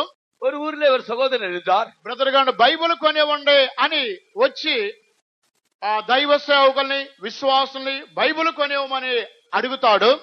அந்த సహోదரன் தேவ ஊழியரிடம் విశ్వాసిகளிடம் சென்று எனக்கு ஒரு బైబిల్ வாங்கி கொடுங்கள் என்று ఏ கேட்பார். సేవకులు కనపడితే ఆ సేవకుల్ని, ఏ మంచి విశ్వాసం కనపడితే ఆ మంచి విశ్వాసాన్ని బైబిల్ కొనివ్వండి అని అడుగుతాడు. அவன் யாராவது ஒரு ஊழியக்காரரை பார்த்தால், யாராவது ஒரு நல்ல விசுவாசியை பார்த்தால் எனக்கு ஒரு బైబిల్ வாங்கி கொடுங்கள் என்று కానీ கேட்பார். అదే సమయంలో 4-3 కెమెరా సెల్ ఫోన్లు వాడుతూ ఉంటారు. ஆனால் அதே நேரத்திலே அவன் 4-5 கேமரா உள்ள செல்போனை அவன் ఉపయోగించాன். గుడికి వచ్చేటప్పుడు వస్తారు, వెళ్ళేటప్పుడు ఛార్జ్ తీసుకుని వెళ్తాడు. కానీ అదే సమయంలో ఛార్జీకి డబ్బులు ఉండవు, బైబిల్కి డబ్బులు ఉండవు, కానీ దేనికి డబ్బులు ఉంటున్నాయి? அவன் மற்ற இடங்களுக்கு போகும்போது அவன் சார்ஜ் கொடுத்து அவன் அங்கே எங்கே வாகனத்தில் போகிறான். ஆனால் அவன் ஆலயத்திற்கு வரும்போது அதற்கென்று அவனுக்கு சார்ஜ் இருக்காது. அவன் வேத புஸ்தகம் வாங்குவதற்கு அவனுக்கு பணம் இருக்காது. அப்படியாக ஜீவித்தான். వారు ఛార్జీకి డబ్బులు అడిగారు, బైబిల్కు అడిగారని నేను ఇది చెప్పడం కాదు. அவன் தன்னுடைய வருவதற்கு போவதற்கு பணத்தை கேட்டான், வேத புஸ்தகத்தை வாங்கிக் கொடு என்று கேட்டான் என்று நான் சொல்லவில்லை. దేవుని యొక్క వాక్యం ఏం చెబుతుందంటే హై మైండెడ్ అనగా వారు స్తోమతకు మించి జీవించేవారు. ஆனால் தேவனுடைய வசனம் என்ன சொல்கிறது என்றால் அவர்கள் தங்களுடைய தகுதிக்கு மிஞ்சி எண்ணி ஜீவிக்கிறவர்கள். లేదా స్కూల్లో ఫీజు కట్టుకోవడానికి స్తోమత ఉండదు, మళ్ళీ వాళ్ళకి సెల్ ఫోన్లు. அவனுக்கு இல்லை என்றால் அவன் ஸ்கூலுக்கு ஃபீஸ் கட்டுவதற்கு பணம் இருக்காது. ஆனால் அவன் கையிலே ஒரு செல்போன். అందువల్ల ఈ యొక్క హై మైండెడ్ స్వభావం కలిగిన వ్యక్తులు ఉదాహరణ అదోనియా. இந்த வேட்டிமையான எண்ணமுள்ளவர்களுடைய கூட்டத்திலே ஓர் உதாரணம் தான் இந்த அதோனியா. తాను గర్వపడి నేనే రాజును అవుతానని అన్ని ఏర్పాట్లు చేసుకున్నాడు. அவன் மேட்டிமை கொண்டு நான் தான் ராஜாவேன் என்று எல்லா ஆயத்தங்களையும் செய்தான். చివరికి అందరిలో సిగ్గుపడిపోయిన వాడుగా ఉన్నాడు. கடைசியாக எல்லார் மத்தியிலும் அவன் வெட்கமடைந்தவனாய் காணப்பட்டான். రాజు పదవి లేదు, మంత్రి పదవి లేదు, ఏ పదవి లేదు. அவனுக்கு இப்பொழுது ராஜாவின் பதவியும் இல்லை, மந்திரி பதவியும் இல்லை, எந்த பதவியும் இல்லை. చివరికి మరణమునకు గురిగా మార్చబడి ఉన్నాడు. அவன் కடைசியாக మరణத்துக்கு ஆளாக மாற்றப்பட்டான். ఆ తరువాత ఈ యొక్క హై మైండెడ్ స్వభావం కలిగిన వ్యక్తులు మరొక వ్యక్తిని మనం చూడగలుగుతున్నాము. அதற்கு முன்னதாக இந்த இருமாப்புள்ளவர்கள் கூட்டத்திலே இன்னொரு நபரை நாம் பார்க்கிறோம். ఈయన ఎవరంటే హామాను. இவன் யார் என்றால் ஆமான். ఎస్తేరు గ్రంథానికి మీరు వచ్చినట్లయితే ఎస్తేరు గ్రంథములో 6వ అధ్యాయములో హామాను గురించి రాయబడి ఉన్నది. எஸ்தர் புஸ்தகம் 6ஆம் அதிகாரத்திலே இந்த ஆமானை குறித்து எழுதப்பட்டிருக்கிறது. ఎస్తేరు గ్రంథం 6వ అధ్యాయము 4వ వాక్యం నుండి చదవండి. అప్పుడు ఆవరణంలో ఎవరో ఉన్నారని రాజు చెప్పెను. అప్పటికి హామాను తాను చేయించిన ఉరికొయ్య మీద మొర్దెకైని ఉరి తీయింపై సెలవిమ్మని రాజుతో మనవి చేయుటకై రాజనగరు యొక్క ఆవరణములోనికి వచ్చి ఉండెను.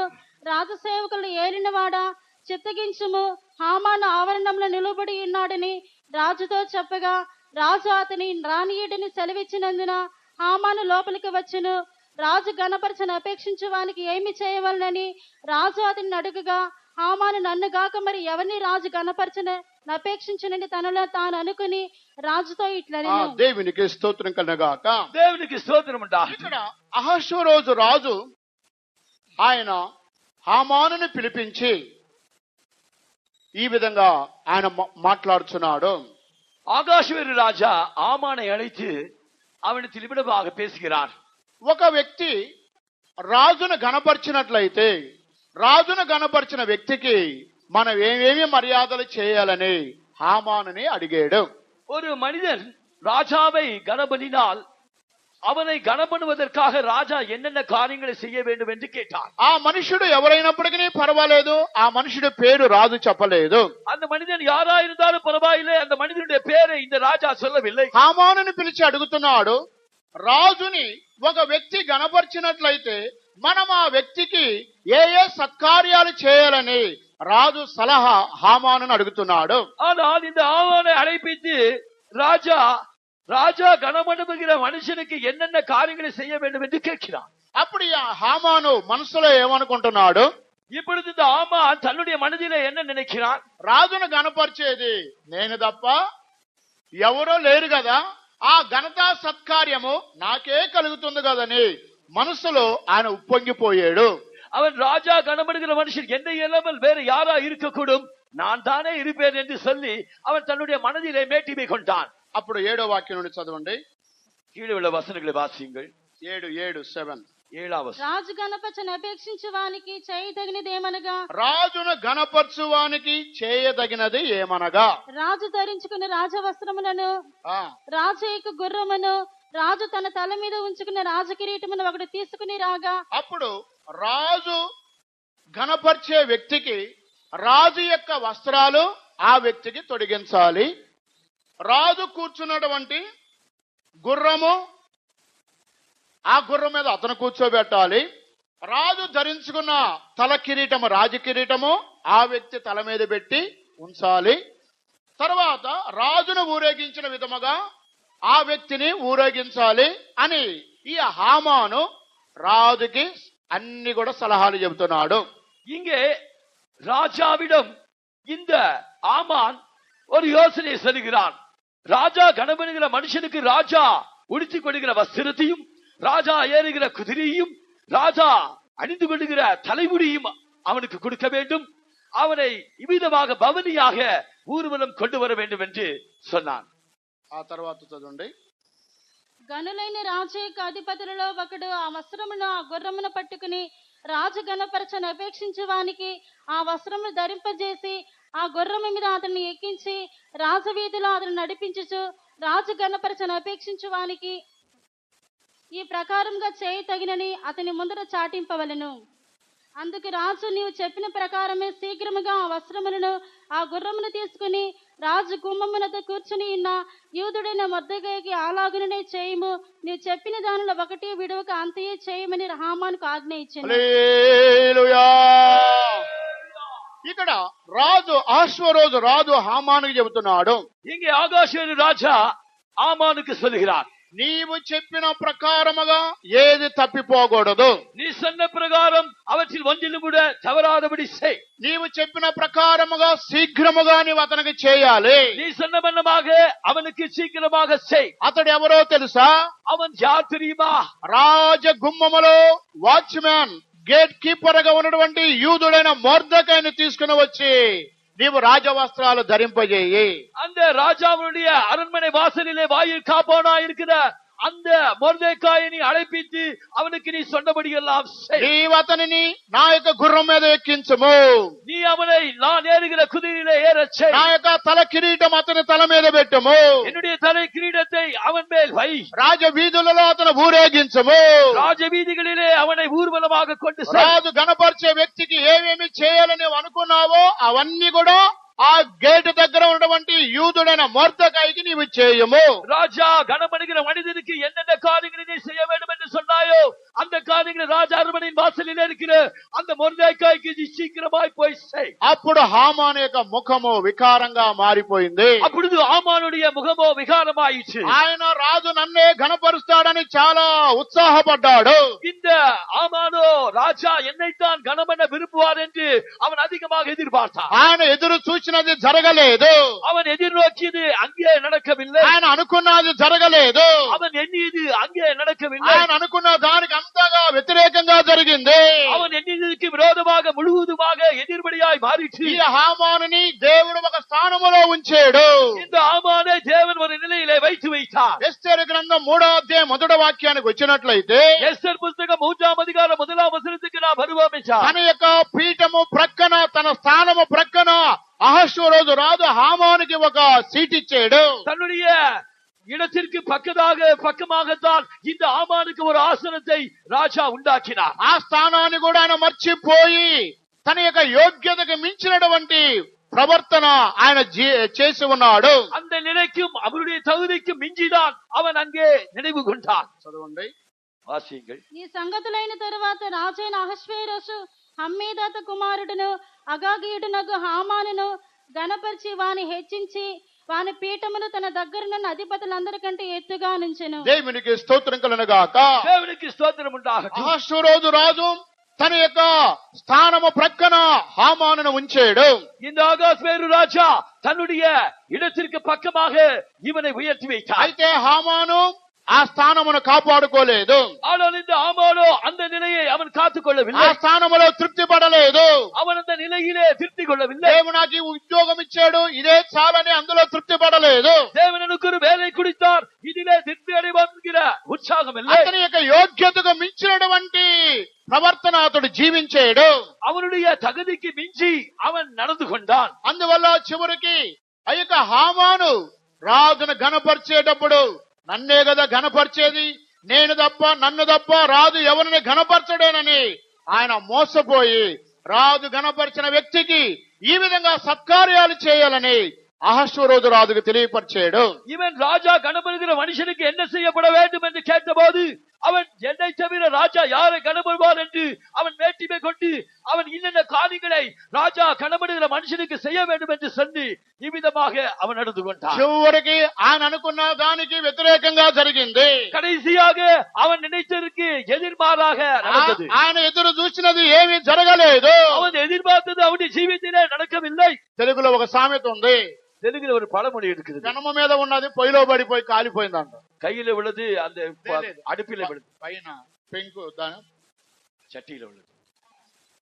పెనమ మీద ఉన్నటువంటి ఆ దోశ ఆ పెనమ మీద నుండి పోయి పొయ్యిలో పడిపోయిందంట. அந்த கல்லில் உள்ள தோசை அங்கே இருந்து கீழே அந்த அடுப்பில விழுந்து விட்டது. పెనమ మీద ఉంటే కొద్దిగా సేఫ్టీ అన్న ఉన్నది. இந்த கல்லிலே இருந்தால் அதற்கு ஒரு பாதுகாப்பு உண்டு. ఆ పెనమ మీదది పొయ్యిలో పడిపోయింది. ஆனால் அந்த கல்லில் இருந்து இப்பொழுது அடுப்பில விழுந்து விட்டது. అలాగే హామాను యొక్క స్థితి తన యొక్క స్థానానికి మించి ఆయన హై మైండ్ స్వభావం కలిగి ఉన్నాడు. చివరికి అతని యొక్క ఉరికంబం మీద తన ప్రాణాన్ని పోగొట్టుకున్నాడు. இவன் தன்னுடைய நிலைக்கு அதிகமாக அவன் மிஞ்சி எண்ணினான். ஆகையால் அவன் கடைசியாக தூக்கு மரத்திலே தூக்குப்படப்பட்டான். ఈ యొక్క హామాను అగాగీయ సంతానానికి చెందినవాడని రాయబడి ఉన్నది. இந்த ஆமானோ ஆகாகிய சந்ததியை சேர்ந்தவன் என்று எழுதப்பட்டிருக்கிறது. అమ్మోదాత కుమారుడును అగాగీయుడు సంతానమునికి చెందినవాడు. இங்கே இவன் அமர்தாவின் குமாரனாகிய ஆமான் என்னும் ஆகாயன் என்று ఈ యొక్క எழுதப்பட்டிருக்கிறது. హామాను అగాగీయుడు అని రాయబడి ఉన్నది. இந்த ஆமான் ஒரு ஆகானின் புத்திரன் என்று ఈ యొక్క எழுதப்பட்டிருக்கிறது. అగాగీయుడు ఎవరైంటున్నాడు? இந்த ஆகாகியன் వీరు யாராயிருக்கிறார்? అమాలేకుల యొక్క సంతానమైంటున్నారు. இவர்கள் தான் அமலேக்கியருடைய சந்ததியாயிருக்கிறார். మొదటి సమూయేలు గ్రంథం 15వ అధ్యాయమునకు వచ్చినట్లయితే முதலாம் சாமுவேல் 15ஆம் அதிகாரத்துக்கு வருவோம் ఆ என்றால் అధ్యాయములో సౌలు రాజు ఆగాగు రాజుని చంపలేదు. அங்கே சவுல் ராஜா அந்த ஆகாவிய ராஜாவை கொல்லவில்லை. ఆగాగు రాజు యొక్క గొర్రెలను మేకలను వధించలేదు. அந்த ஆகாப் ராஜாவுடைய ஆடுகளையும் மாடுகளையும் அவன் கொல்லவில்லை. మొదటి సమూయేలు గ్రంథం 15వ అధ్యాయమునకు వచ్చినట్లయితే முதலாம் சாமுவேல் 15ஆம் அதிகாரத்துக்கு வருவோம் என்றால் 8వ వాక్యం చదువుకుందాం. 8ஆம் వచనத்தை వాసిపోం. అమాలేకుల రాజైన అగగును ప్రాణముతో పట్టుకుని జనులందరినీ కత్తి చేత నిర్మూలన చేసెను. సౌలును జనులను గూడి అగగును గొర్రెలలోను ఎడ్లలోను క్రొవ్విన గొర్రె పిల్లలు మొదలైన వాటిలోని మంచి వాటిని నిర్మూలం చేయక ఇక్కడ సౌలు ఆగాగు రాజుని అతనికి సంబంధించిన గొర్రెలు మేకలు ఎడ్లను వధించలేదు. இங்கே அமெரிக்க ராஜாவாகிய ஆகாசை சவுல் கொண்டு போடவில்லை. அவனுக்கு சேர்ந்த அவனுடைய ஆடுகளை மாடுகளை கொல்லவில்லை. కనుక ఈ యొక్క అగాగీడు అమాలేకీయ సంతానానికి చెందినవాడు. அந்த ஆகாகிய நம்ம அமலேக்கியருடைய சந்ததியாய். అప్పుడు ఈ హామాను అమాలేకుడి యొక్క సంతానానికి చెందినవాడు. அப்படியானால் இந்த ஆமான் அமலேக்கியருடைய சந்ததிதான். అమాలేకీలు దేవుని యొక్క సింహాసనకు విరోధంగా క్రియ చేసేవారు. இந்த அமலேக்கியர் தேவனுடைய சன்னதிக்கு விரோதமாக கிரியை செய்தவர்கள். నిర్గమాకాండం 17వ అధ్యాయము 16వ వాక్యము. யாத்ராகமம் 17వ அதிகாரம் 16వ వచనం. నిర్గమాకాండం 17వ అధ్యాయం 16వ వచనము. అమాలేకులు తమ చేతిని యెహోవా సింహాసనమునకు విరోధంగా ఎత్తిరి గనుక యెహోవాకు అమాలేకులతో తరతరముల వరకు యుద్ధమని. యెహోవాకి అమాలేకీలకి తరతరాల యుద్ధము. கர்த்தரின் யுத்தம் தலைமுறையாக அமலேக்கியரோடு நடக்கும். అప్పుడు అమాలేకీలు భూమి మీద నిలవలేరు. அப்பொழுது இந்த பூமியிலே அமலேக்கியர் நிற்க மாட்டார். వారు దేవునితో యుద్ధం చేసినా వారు యుద్ధములో గెలవలేరు. அவர்கள் கர்த்தரோடு யுத்தம் செய்தாலும் அவர்கள் யுத்தத்திலே ஜெயிக்கவில்லை. అందువల్ల ఈ యొక్క హామాను అనేటువంటి ఇతను అమాలేకుడి యొక్క సంతతికి చెందినవాడు. இந்த ஆமான் அமலேக்கியருடைய சந்ததி. అందువల్ల దేవుడు అతను ఉంచిన స్థానములో ఉంచకుండా హై మైండ్ స్వభావం కలిగిన వాడు. தேவன் அவனை வைத்த நிலையிலே அவன் இல்லாமல் அவன் ஹை மைண்ட் உடையவனாக அவன் மேட்டிமைக்காரனாய் காணப்பட்டான். అతని గురించి చెప్పాలంటే ఇంకెన్నో కార్యాలు ఉన్నాయి, సమయం చాలదు. அவனை குறித்து சொல்ல வேண்டும் என்றால் எத்தனையோ காரியங்கள் உண்டு, நேரம் போதாது. హై మైండెడ్ స్వభావం కలిగిన వ్యక్తులలో ఈయన రెండవ వ్యక్తి. இந்த ஹை மைண்டட் இருப்பாம்புள்ள சுவாபங்கள் உள்ள மனிதர்களுக்குள்ளே இவன் இரண்டாம். మొదటి వ్యక్తి అదోనియా, முதலாவது அதோனியா, రెండవ వ్యక్తి హామాను, இரண்டாம் மனிதன் ஆதாம், మూడవ వ్యక్తిని మనం చూసినట్లయితే மூன்றாம் மனிதனை பார்ப்போம் என்றால் క్రొత్త నిబంధనలో అపోస్తుల యొక్క జీవితంలో కూడా ఈ స్వభావం ఉన్నది. இந்த அப்போஸ்தலருடைய ஜீவிதத்தில் கூட இந்த சுபாவம் இருந்தது. మత్తయి సువార్త 18వ అధ్యాయం మొదటి నుంచి మనం చదివినట్లయితే மத்தேயு சுவிசேஷம் 18వ அதிகாரம் 1వ వచనத்திலிருந்து వాసిపోం என்றால் ఆ కాలమున శిష్యులు యేసునొద్దకు వచ్చి పరలోక రాజ్యంలో ఎవడు గొప్పవాడని అడుగగా ఆయన యొక్క చిన్న బిడ్డను తమ యొద్దకు పిలిచి వారి మధ్యను నిలువబెట్టి ఇట్లనెను, మీరు మార్పు నుండి బిడ్డల వంటి వారైతేనే గాని పరలోక రాజ్యంలో ప్రవేశింపరని మీతో నిశ్చయముగా చెప్పుచున్నాను. కాగా ఈ బిడ్డ వలె తను తాను తగ్గించుకుని వాడెవడో వాడే పరలోక రాజ్యంలో గొప్పవాడు. దేవునికి స్తోత్రం కలుగుగాక. దేవునికి స్తోత్రం ఉండాలి. ఇదే హై మైండెడ్ అనేటువంటి ఈ స్వభావము మొదటి శతాబ్దములో యేసు ప్రభువుకి శిష్యులలో కూడా ఇది ప్రవేశించింది. இந்த ஹை மைண்ட் என்கிற இந்த மேட்டிமையான சுபாவம் முதலாம் நூற்றாண்டிலே கர்த்தராகிய இயேசுவோடு இருந்த அப்போஸ்தல சீஷரிடத்தில் காணப்பட்டது. వారు అడుగుతున్నారు, ప్రభువా మాలో ఎవడ గొప్పవాడు అని. ఆ 12 మంది ప్రభు దగ్గరకు వెళ్లి అడుగుతున్నారు. அந்த 12 பேரும் கர்த்தராகிய இயேசுவிடத்தில் சென்று எங்களிலே யார் பெரியவனாய் இருப்பான் என்று கேட்கிறார். పేతురు అడుగుతున్నారు, నేను గొప్పవాణ్ణి. இந்த பேதுரு கேட்கிறார், நான் பெரியவன். యోహాను అడుగుతున్నాడు, నేను గొప్పవాణ్ణి. இந்த யோவான் கேட்கிறார், நான் பெரியவன். యాకోబు అడుగుతున్నాడు, నేను గొప్పవాణ్ణి. இந்த యాకోబు கேட்கிறார், நான் தான் பெரியவன். యూదా అడుగుతున్నాడు, నేను గొప్పవాణ్ణి. இந்த யூதா கேட்கிறார், நான் தான் பெரியவன். 12 మంది అడుగుతున్నారు, నేను గొప్ప, నేను గొప్ప, నేను గొప్ప. இந்த 12 பேர் கேட்கிறார், நான் பெரியவனா, நான் பெரியவனா, நான் பெரியவனா. పరలోకం వెళ్ళిన తర్వాత ఆ మాట వారు అడగటం లేదు. அவர்கள் பரலோக ராஜ்யத்தில் இருக்கிறது குறித்து அவர்கள் கேட்கவில்லை. భూమి మీద ఉన్నప్పుడే వారు అడుగుతున్నారు. அவர்கள் பூமியிலே இருக்கும் போதே கேட்டார். దేవుడు వారిని ఉంచిన స్థానములో వారు ఉండకుండా వారి యొక్క పోస్టును స్థానమును హై చేసుకుంటున్నారు. அவர்கள் தேவனவனை வைத்த நிலையிலே அவர்கள் இராமல் அதற்கு உயர்ந்த மிஞ்சிய நிலையை அவர்கள் ప్రభువా మాలో ఎవడు గొప్పవాడు, ప్రభువా మాలో ఎవడు గొప్పవాడని వారిలో ఒక ఆ యుద్ధము బయలుదేరినది. கர்த்தாவே எங்களிலே யார் பெரியவன், எங்களிலே யார் பெரியவன் என்கிற யுத்தம் அவர்களுக்குள்ளே ஆரம்பமாயிற்று. అప్పుడు యేసు క్రీస్తు వారు ఒక ఉదాహరణ తెలియపరిచాడు. அப்பொழுது கர்த்தராகிய இயேசு கிறிஸ்து ஒரு உதாரணத்தை சொன்னார். మీరు మార్పు నుండి చిన్న బిడ్డ లాంటి స్వభావం కలిగి ఉంటేనే గాని పరలోక రాజ్యములో గొప్పవారు కాడు. நீங்கள் மனம் திரும்பி பிள்ளைகளைப் போல மாறாவிட்டால் நீங்கள் பரலோக ராஜ்யத்திலே பெரியவராய் இருக்க ఒక முடியாது. చిన్న బిడ్డను యేసు ప్రభు తీసుకున్నాడు. ஒரு சிறிய பிள்ளையை கர்த்தராகிய இயேசு ఆ தெரிந்து చిన్న బిడ్డను వారి మధ్యలో నిలబెట్టాడు. அந்த சிறு பிள்ளையை அவர் நடுவிலே நிறுத்தி ఈ చిన్న బిడ్డ స్వభావం కలిగిన వారే పరలోక రాజ్యములో గొప్పవాడు. இந்த சிறு பிள்ளையின் சுபாவம் உடையவர்கள் தான் பரலோக ராஜ்யத்திலே பெரியவர்கள். ప్రియమైన సహోదరి సహోదరా, பிரியமான சகோதரனே ఇది சகோதரி, దేనిని బయలుపరుచున్నది? இது எதை காட்டுகிறது? మనమే హెచ్చించుకున్నట్లయితే நம்மை நாமே உயர்த்திக் கொள்வோம் என்றால் మనము గర్వంతులుగా కనబడుతున్నాము. நாம் இருமாப்புள்ளவர்களாய் காணப்படுகிறோம். మన స్థానానికి మించి మనము ప్రవర్తించినట్లయితే, நம்முடைய நிலைக்கு மிஞ்சி நாம் நடந்து கொண்டால், మన యొక్క యోగ్యతకు మించి మనము జీవించినట్లయితే, நம்முடைய தகுதிக்கு மிஞ்சி நாம் ஜீவிப்போம் దేవుడు என்றால், ఏ స్థానంలో మనం ఉంచాడో ఆ స్థానంలో మనమే కాపాడుకోవాలి. தேவன் நம்மை வைத்த நிலையிலே நம்மை நாமே காப்பாற்றிக் கொள்ள வேண்டும். ఈ యొక్క ఆత్మ శిష్యులో కూడా బయలుదేరినది. இந்த ஆவி சீஷர்களுக்குள்ளும் புறப்பட்டு అప్పుడు வந்தது. యేసు వారికి నోళ్లను మూయించి నిమిత్తమై அப்பொழுது அவருடைய வாயை மூடுமண்ணுமாக చిన్న బిడ్డను తీసుకొని చిన్న బిడ్డను ఉదాహరణగా బయలుపరిచాడు. சிறுபிள்ளையை அவர் நடுவிலே நிறுத்தி அதன் மூலமாக உதாரணம் ఈ சொன்னார். చిన్న బిడ్డని గురించి ఇదే మత్తయి సువార్త 18వ అధ్యాయమునకు వచ్చినట్లయితే, இதே சிறுபிள்ளையை குறித்து மத்தேயு 18ஆம் அதிகாரத்துக்கு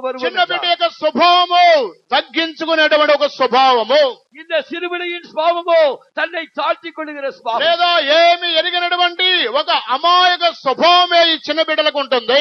இந்த எதையும் அறியாத ஒரு பேதமையான நிலையை இந்த சிறுபிள்ளை ఆ காட்டுகிறது. తర్వాత మత్తయి సువార్త 18:10 వాక్యం చదువుకుందాం. மத்தேயு சுவிசேஷம் 18:10. ఈ చిన్న వారిలో ఒకరినైనను తృణీకరింపకుండా చూచుకొనుడి. వీరి దూతలు పరలోకమందున్న నా తండ్రి ముఖమును ఎల్లప్పుడూ పరలోకమందు చూచుచుందురని మీతో అప్పుడు చెప్పుచున్నాను. చిన్న బిడ్డలు వారు ఒక ఇన్నోసెన్స్ స్వభావము కలిగిన వారు మాత్రమే కాకుండా, இந்த சிறு பிள்ளைகள் அவர்கள் ஒரு அறியாமை பேதமையான நிலையில் இருக்கிறவர்கள் என்கிற அந்த ஒரு காரியம் చిన్న மாத்திரமல்ல, బిడ్డలలో ఉన్న మరొక స్వభావము, వారు దేవదూతల లాంటి వారు. இந்த சிறு பிள்ளைகளுடைய இன்னொரு சுபாவம் அவர்கள் தேவதூதர்களை போல ఈ இருக்கிறவர்கள். చిన్న బిడ్డల మార్పు నొందిన బిడ్డలు వీరు దేవదూతలని ప్రభు వారు చెబుతున్నారు. இந்த சிறு பிள்ளையை போல வார்ப்படைந்தவர்கள் அவர்கள் தேவதூதர்கள் என்று கர்த்தர் ఈ சொல்கிறார். చిన్న బిడ్డల పరలోకమందున నా తండ్రి యొక్క ముఖమును ఎల్లప్పుడూ చూచుతూ ఉండేవారు. இந்த சிறு பிள்ளைகளை போல இந்த தேவதூதர்கள் அவர்கள் பிதாவின் முகத்தை எப்போது தரிசிக்கிறவர்கள். అందువల్ల చిన్న బిడ్డలను వారు మనము తక్కువ అంచనా వేయకూడదు. ஆகியால் இந்த சிறு பிள்ளையை நாம் அற்பமா எண்ணக்கூடாது. చిన్న బిడ్డలను తృణీకరించి మనం మాట్లాడకూడదు. சிறு பிள்ளைகளை நாம் எடுத்தெறிந்து பேசக்கூடாது. అందువల్ల యేసుక్రీస్తు చిన్న బిడ్డలు వారు నా యొక్క దూతలు అని ప్రభు చెబుతున్నాడు. ஆகியால் இந்த சிறு பிள்ளைகள் என்னுடைய தூதர்கள் என்று அவர் கர்த்தராகிய இயேசு சொல்கிறார். అందువల్ల ఆ యొక్క చిన్న బిడ్డల పరలోకం యొక్క నా తండ్రి ముఖాన్ని దర్శించేవారు. ஆகியால் இந்த சிறு பிள்ளைகள் பரலோக ராஜ்யத்தில் பிதாவின் முகத்தை నేను தரிசிக்கிறார்கள். ఒకసారి రాజమండ్రిలో సేవ చేస్తున్నప్పుడు ஒருமுறை நான் ராஜமந்திரியிலே ఒక ఇంటికి విజిటింగ్ వెళ్ళినప్పుడు ఇద్దరు అక్క తమ్ముడు ఇద్దరు ఉన్నారు ఒక ఇంట్లో. ஒரு வீட்டிலே நான் விசிட்டிங் போகும்போது அக்கா தம்பி 2 பேர் இருக்கிறார்கள். వారిద్దరు చిన్న పిల్లలు. அவர்கள் இருவரும் சிறு பிள்ளைகள் தான். వారిద్దరిని పిలిచి, మీరు టీవీ చూసారా ఈ రోజు రాత్రి టీవీ చూసారని ఇద్దరిని అడిగాను. நான் அவர்களை அழைத்து இன்றைக்கு நீங்கள் டிவி பார்த்தீர்களா என்று கேட்டேன். చూడలేదు బ్రదర్ అంటే చూడలేదు అని చెప్పారు. அவர்கள் நாங்கள் பார்க்கவில்லை என்று சொன்னார்கள். సరే, వారిలో ఒక అబ్బాయిని నువ్వు మమ్మీ దగ్గరికి వెళ్ళి టీ తీసుకురాని పంపించాను. அப்பொழுது அதுல ஒரு அந்த சிறுவனை மாத்திரம் அவனுடைய தாயார்கிட்ட போய் டீ கொண்டு வா என்று అమ్మాయిని அனுப்பிவிட்டேன். అడిగాను, మీ తమ్ముడు రాత్రి టీవీ చూసాడా అని. அப்பொழுது நான் இவள்கிட்ட கேட்டேன், உன்னுடைய தம்பி ராத்திரி டிவி பார்த்தாரா? చూశాడు బ్రదర్ అంటే చూశాడు, తమ్ముడు చూశాడు, టీవీ చూశాడు అని చెప్పేసింది. அப்பொழுது அவள் சொன்னாள், அக்கா சொன்னா என்னுடைய தம்பி டிவி సరే, ఆ பார்த்தான். తర్వాత ఆ అమ్మాయిని పంపించాను వాళ్ళ మమ్మీ దగ్గరకి. அப்பொழுது அவனுடைய மம்மியிடம் அந்த அக்காவை அனுப்பிவிட்டேன். ఆ అబ్బాయిని అడిగాను, అక్క రాత్రి టీవీ చూసిందా అని. அப்பொழுது இந்த பையனை கூப்பிட்டு கேட்டேன், அக்கா ராத்திரி டிவி చూసింది. பார்த்தாள். సో ఇద్దరం కలిసి చూసామని చెప్పారు. அப்பொழுது டிவி பார்த்தா நாங்கள் 2 பேரும் சேர்ந்து பார்த்தோம் என்றார். ఇద్దరిని అడిగినప్పుడు మేం చూడలేదు అని చెప్పారు. அவர்கள் இருவரையும் நான் கேட்கும்போது நாங்கள் பார்க்கவில்லை என்றார். కానీ సపరేట్ చేసి విభజించి అడిగినప్పుడు ఇద్దరు చూసామని ఒప్పుకుంటున్నారు. ஆனால் அவர்களை செப்பரேட் பண்ணி அவர்கள் தனித்தனியாக கேட்கும் போது இருவரும் பார்த்தேன் என்றார். కనుక ఈ చిన్న బిడ్డలు వారు అమాయక స్వభావం కలిగిన వారు. ஆகியால் இந்த சிறு பிள்ளைகள் அவர்கள் பேதமை குணமுடையவர்கள். వారు దేవదూతలని ప్రభు చెబుతున్నారు. அவர்கள் தேவதூதர்களை போன்றவர்கள் என்று கர்த்தர் వారు சொல்கிறார். పరలోకమందున నా తండ్రి యొక్క ముఖమును దర్శించేవారు. அவர்கள் பரலோக ராஜ்யத்தில் பிதாவின் முகத்தை தரிசிக்கிறார்கள். ఎల్లప్పుడు వారు నా తండ్రి ముఖాన్ని చూచేవారు. அவர்கள் எப்பொழுது பிதாவின் முகத்தை தரிசிக்கிறார்கள். అందువల్ల మీరు వారిని తృణీకరించి మాట్లాడవద్దు. ஐயோ, நீங்கள் அவர்களை எடுத்தெடுத்து பேச வேண்டாம். ఇతరులను తృణీకరించి మాట్లాడేవారు ఎవరు? இப்பொழுது இவர்களை எடுத்தெடுத்து பேசுவர்கள் யார்? వారే హై మైండ్ స్వభావం కలిగిన వారు. அவர்கள் தான் வேட்டியான எண்ணம் உள்ளவர்கள். తను తానే హెచ్చించుకునేవారు. தங்களை தாங்களே அவர்கள் உயர்த்திக் తమ கொள்கிறார்கள். యోగ్యతను మించి వారు ప్రవర్తించేవారు. தங்களுடைய தகுதிக்கு அதிர்ச்சி அவர்கள் நடக்கிறவர்கள். వీడు మూడో గ్రూప్ వారు అంటున్నారు. இவர்கள் தான் 3ஆம் கூட்டம். నాలుగో గ్రూప్ చూసినట్లయితే 4வது கூட்டத்தாரை பார்க்கும்போது లూకాసు వార్తకు వచ్చినప్పుడు லூக்கா சுவிசேஷத்துக்கு வரும்போது 18వ అధ్యాయానికి రండి. 18ஆம் அதிகாரத்துக்கு வாருங்கள். 9-10 వాక్యాలు చదువుకుందాం. 9, 10 వచనங்களை వాసిப்போம். తామే నీతిమంతులమని తమ్ము నమ్ముకుని ఇతరులను తృణీకరించి కొందరితో ఆయన ఈ ఉపమానం చెప్పెను. ప్రార్థన చేయుటకే 2 మనుషులు దేవాలయమునకు వెళ్ళిరి. వారిలో ఒకడు పరిసయ్యుడు, ఒకడు సుంకరి. 11వ వాక్యం పరిసయ్యుడు నిలువబడి, దేవా, నేను చోరులను, అన్యాయస్తులను, వ్యభిచారులనైన ఇతర మనుషుల వలనైనను ఈ సుంకరి వలనైనను ఉండనందుకు నీకు కృతజ్ఞతాస్తుతులు చెల్లించుచున్నాను. దేవునికి స్తోత్రం కలుగును గాక. దేవునికి స్తోత్రం ఉండాகட்ടെ. దేవాలయానికి ప్రార్థన చేసిన వ్యక్తులలో ఇద్దరిని చూడగలుగుతున్నాము. தேவாலயத்துக்கு சென்று ஜெபம் பண்ணின 2 நபர்களை குறித்து వారిలో பார்க்கிறோம். ఒకడు సుంకరి, మరొకడు పరిసయ్యుడు. அவர்களிலே ஒருவன் ஆயக்காரன், இன்னொருவன் பரிசேயன். పరిసయ్యుడు ప్రార్థన ఉన్నది, సుంకరి ప్రార్థన ఉన్నది. அங்கே பரிசேயனும் ஜெபம் பண்ணினான், இந்த ஆயக்காரனும் ஜெபம் பண்ணினான். సుంకరి ప్రార్థన, దేవా పాపినైన నన్ను కరుణించమని ఒకే మాట ప్రార్థన చేశాడు. இந்த ஆயக்காரனோ, தேவனே பாவியாக என் மேல் கிருபையாயிரும் என்று ஒரே வார்த்தை ஜெபித்தான். కానీ పరిసయ్యుడు ప్రార్థన అలాగలేదు. ஆனால் இந்த பரிசேயனுடைய ஜெபமோ அமிதமாக ఆ இல்லை. పరిసయ్యుడు ప్రార్థనలో సుంకరిని ఉపయోగించి ప్రార్థన చేస్తున్నాడు. இந்த பரிசேயனோ தன்னுடைய ஜெபத்திலே இந்த ஆயக்காரனை இழுத்து பேசுகிறார். ప్రభువా, ఈ సుంకరి వలె ఉండనందుకు నేను నీకు స్తోత్రం చెబుతున్నాను. கர்த்தாவே, இந்த ஆயக்காரனை போல் நான் இல்லாததினாலுமே ஸ்தோத்திரிக்கிறேன். ఆయన ప్రార్థనలో సుంకరి పేరు చెప్పవలసిన అవసరం లేదు. அவன் தன்னுடைய ஜெபத்திலே ஆயக்காரனுடைய பெயரை உச்சரிக்க வேண்டிய அவசியம் இல்லை. ఎందుకు ఆయన పేరు చెప్పాడు? எதற்காக அவருடைய பெயரை சொன்னார்? 9వ వాక్యములో యేసు ప్రభు ఒక ఉపమానము చెప్పాడు. அங்கே 9ஆம் வசனத்திலே கர்த்தராகிய இயேசு ஒரு உபமானத்தை சொன்னார். తామే నీతిమంతులమని అనుకొని ఇతరులను తృణీకరించే స్వభావం కలిగిన వారే ఈ యొక్క గర్వాంధులు, హై మైండెడ్ స్వభావం కలిగిన వారు. தங்களை நீதிமான்கள் என்று நம்பி மற்றவர்களை அற்பமா எண்ணுகிறவர்கள் தான் இந்த ஹை மைண்டட் சுவாபம் உள்ளவர்கள், இருமாப்புள்ளவர்கள். ఈ యొక్క పరిసయ్యుడు తానే నీతిమంతుడని అనుకొని సుంకరిని తృణీకరించి తన ప్రార్థనలో ప్రభు దగ్గర అడుగుతున్నాడు. இந்த பரிசேயனோ தன்னை நீதிமான் என்று நம்பி இந்த ஆயக்காரனை அவன் எடுத்தெறிந்து அவன் நிமித்தமாக அவன் ఈ எண்ணிக்கொண்டான். యొక్క హై మైండెడ్ గర్వాంధులు అనగా ఇతరులను తృణీకరించి వారే భక్తులని, వారే నీతిమంతులని, వారే గొప్పవారని చెప్పుకునే స్వభావం కలిగిన వారే ఈ గర్వాంధులు. இந்த ஹை மைண்டட் என்கிறவர்கள் தான், இந்த இருமாப்புள்ளவர்கள் தான் தங்களை நீதிமான்கள் என்று நம்பி மற்றவர்களை அற்பமா எண்ணுகிறவர்கள். నాకంటే నీతిమంతులు ఎవరూ లేరు. என்னை விட அதிகமாக நீதிமான் யாரும் இல்லை. నేను ఒక్కనే నీతిమంతుణ్ణి. நான் ஒருவனே நீதிமான். నేను ఒక్కనే బుద్ధిమంతుణ్ణి. நான் ஒருவனே புத்திமான். ఇక నాకు మించిన వారు ఎవరు లేరు. எனக்கு மிஞ்சினவன் ஒருவனும் இல்லை. అందరూ నా తర్వాతనే. எல்லாரும் எனக்கு பின்தான். అందువల్ల దీనిని గురించి అపోస్తలుడైన పౌలు రోమా పట్టణస్థులు కూడా తెలియజేస్తున్నారు. இதை குறித்து அப்போஸ்தலனாகிய பவுல் ரோம பட்டணத்தாருக்கு இவ்விதமாக எழுதுகிறார். రోమిలికి రాసిన పత్రిక 12వ అధ్యాయమునకు వచ్చినట్లయితే ரோமருக்கு எழுதின நிருபம் 12ஆம் அதிகாரத்துக்கு வருவோம் என்றால் 16వ వాక్యం చదువుకుందాం. 16ஆம் వచనం వాసిப்போம். ఏడ్చువారితో ఏడువుడి, ఒకరితోనొకడు మనసు కలిసి ఇండుడి, హెచ్చువాటి యందు మనసు నుంచక తగ్గువాటి యందు ఆసక్తులై ఇండుడి. హెచ్చు వాటి యందు మనస్సు ఉంచగా తగ్గు వాటి యందు ఆసక్తులై ఉండుడి. மேட்டிமையானவனை சிந்தியாமல் தாழ்மையானவர்களுக்கு இணங்குங்கள். ఆ తర్వాత మీకు మీరే బుద్ధిమంతులమని అనుకొనవద్దు. మీకు మీరే బుద్ధిమంతులని అనుకొనవద్దు. உங்களையே புத்திமான்கள் என்று எண்ணாதிருங்கள். హెచ్చు వాటి యందు మనస్సు ఉంచగా తగ్గు వాటి యందే మనస్సు ఉంచుకోనండి. மேட்டிமையானவர்களுக்கு சிந்தியாமல் தாழ்மையானவர்களுக்கு இணங்குங்கள். ఇదే హై మైండెడ్ స్వభావం కలిగిన మనుషులకు ఉండవలసిన క్యారెక్టర్. இது ஹை மைண்டட் சுவாபம் உள்ளவனுக்கு இருக்க வேண்டிய சுவாபம். హెచ్చు వాటి యందు మనస్సు ఉంచకుండగా తగ్గు వాటి యందే మనస్సు కలిగి ఉండాలి.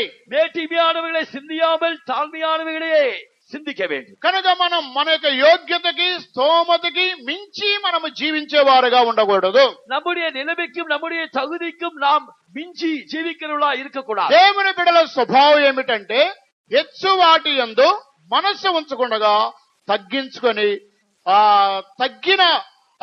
తగ్గు విషయాలలో మన మనసు కలిగిన వారుగా ఉండాలి.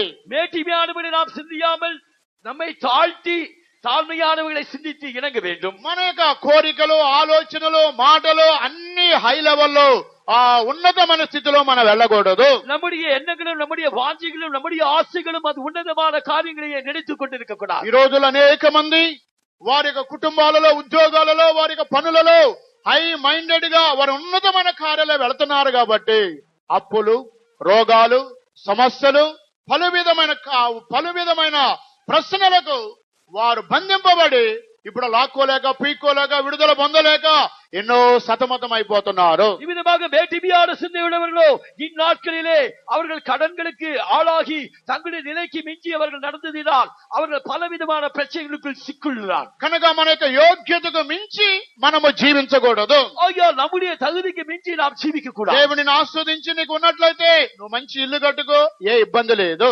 தேவனுடைய ஆசீர்வதித்து வைத்து வைப்பாரானால் நீ ஒரு நல்ல வீட்டை கட்டிக்கொள், లేదా దేవుని ఆస్వాదించిన ఒక మంచి కారు కొనుక్కో, ఇబ్బంది లేదు. தேவனுடைய ஆசீர்வதித்து வைப்பாரானால் நீ ஒரு நல்ல வாகனம் வாங்கிக்கொள், தவறில்லை. కానీ అప్పులు చేసి ఎన్నో వాళ్ళకి కారు ఉంది నాకెందుకు ఉండకూడదు, వాళ్ళకి బైక్ ఉంది నాకెందుకు ఉండకూడదు, వాళ్ళకి కంప్యూటర్ ఉంది నాకెందుకు ఉండకూడదు అని అన్ని అప్పులు చేసి చివరికి మునిగిపోతే ఏ ప్రయోజనం లేదు. ஆனால் நீயோ அவர்களுக்கு கார் இருக்கிறது எனக்கே இருக்க கூடாது என்று கடன் வாங்கி, அவர்களுக்கு வாகனம் இருக்கிறது எனக்கே இருக்க கூடாது என்று நீ கடன் வாங்கி, அவர்களுக்கு நல்ல பொருட்கள் இருக்கிறது என்று நீ கடன் வாங்கி, இவ்விதமாக நீ கடைசியிலே மூழ்கி போக வேண்டிய நிலையில் வருகிறார். దినాలలో అనేక మంది తమ స్తోమతకి యోగ్యతకు మించి వారు ప్రవర్తించినందువల్ల మీరు ఎన్నెన్ని సమస్యలకి మీరు ఇబ్బంది పడుతున్నారో అది నేను చెప్పనవసరం లేదు, అది మీకే తెలుస్తుంది. அவ்விதமாக இந்நாட்களிலே தங்களுடைய நிலைக்கும் தங்களுடைய தகுதிக்கு மிஞ்சி நீங்கள் என்னென்ன பிரச்சனைகளை சிக்குண்டீர்களோ அது உங்களுக்கு தெரியும், நான் சொல்ல வேண்டிய அவசியம். దేవునికి స్తోత్రం కలుగును గాక. தேவனுக்கு ஸ்தோத்திரம் உண்டாக. ఇది ఒక ఉదాహరణ ఏంటన్నది.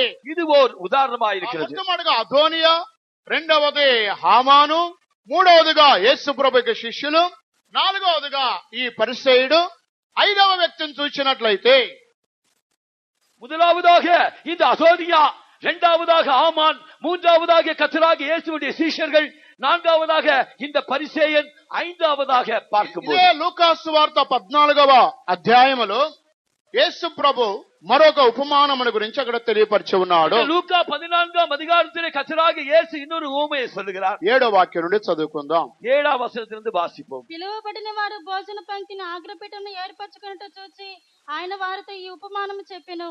నిన్నెవరైనా పెండ్లి విందుకు పిలిచినప్పుడు ఆ అగ్రపీఠము మీద కూర్చుండవద్దు. ఒకవేళ నీకంటే గనుడు అతని చేత పిలువబడగా నిన్నును అతన్ని పిలిచిన వాడు వచ్చి ఇతనికి చోటిమ్మని నీతో చెప్పును. అప్పుడు నువ్వు సిగ్గుపడి కడపటి చోటును కూర్చుంట సాగుదువు. అయితే నువ్వు పిలువబడినప్పుడు నిన్ను పిలిచిన వాడు వచ్చి స్నేహితుడా పై చోటుకు పొమ్మని నీతో చెప్పులాగున నీవు పోయి కడపటి చోటును కూర్చుండువు.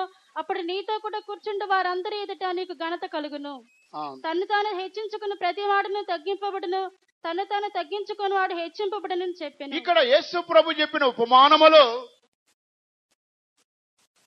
చివరికి భోజనానికి వెళ్లేవారు కూడా ఎక్కువ హై క్వాలిటీలో హై లెవెల్ లో కూర్చోకూడదని యేసు ప్రభు వారు చెబుతున్నారు. இங்கே கர்த்தராகிய இயேசு கிறிஸ்து சொன்ன ஓமையிலே கல்யாண விருந்துக்கு భోజనத்திற்காக போகிறவர்கள் அவர்களுக்குள்ளே இருக்கிற மேட்டிமையான சிந்தையை குறித்து சொல்கிறார். వివాహానికి వెళ్ళినా, బర్త్డేకి వెళ్ళినా, గృహ ప్రవేశానికి వెళ్ళినా, ఎక్కడికి వెళ్ళినా, మీరు భోజనానికి వెళ్ళినా కూడా ఎక్కువ హై క్వాలిటీలో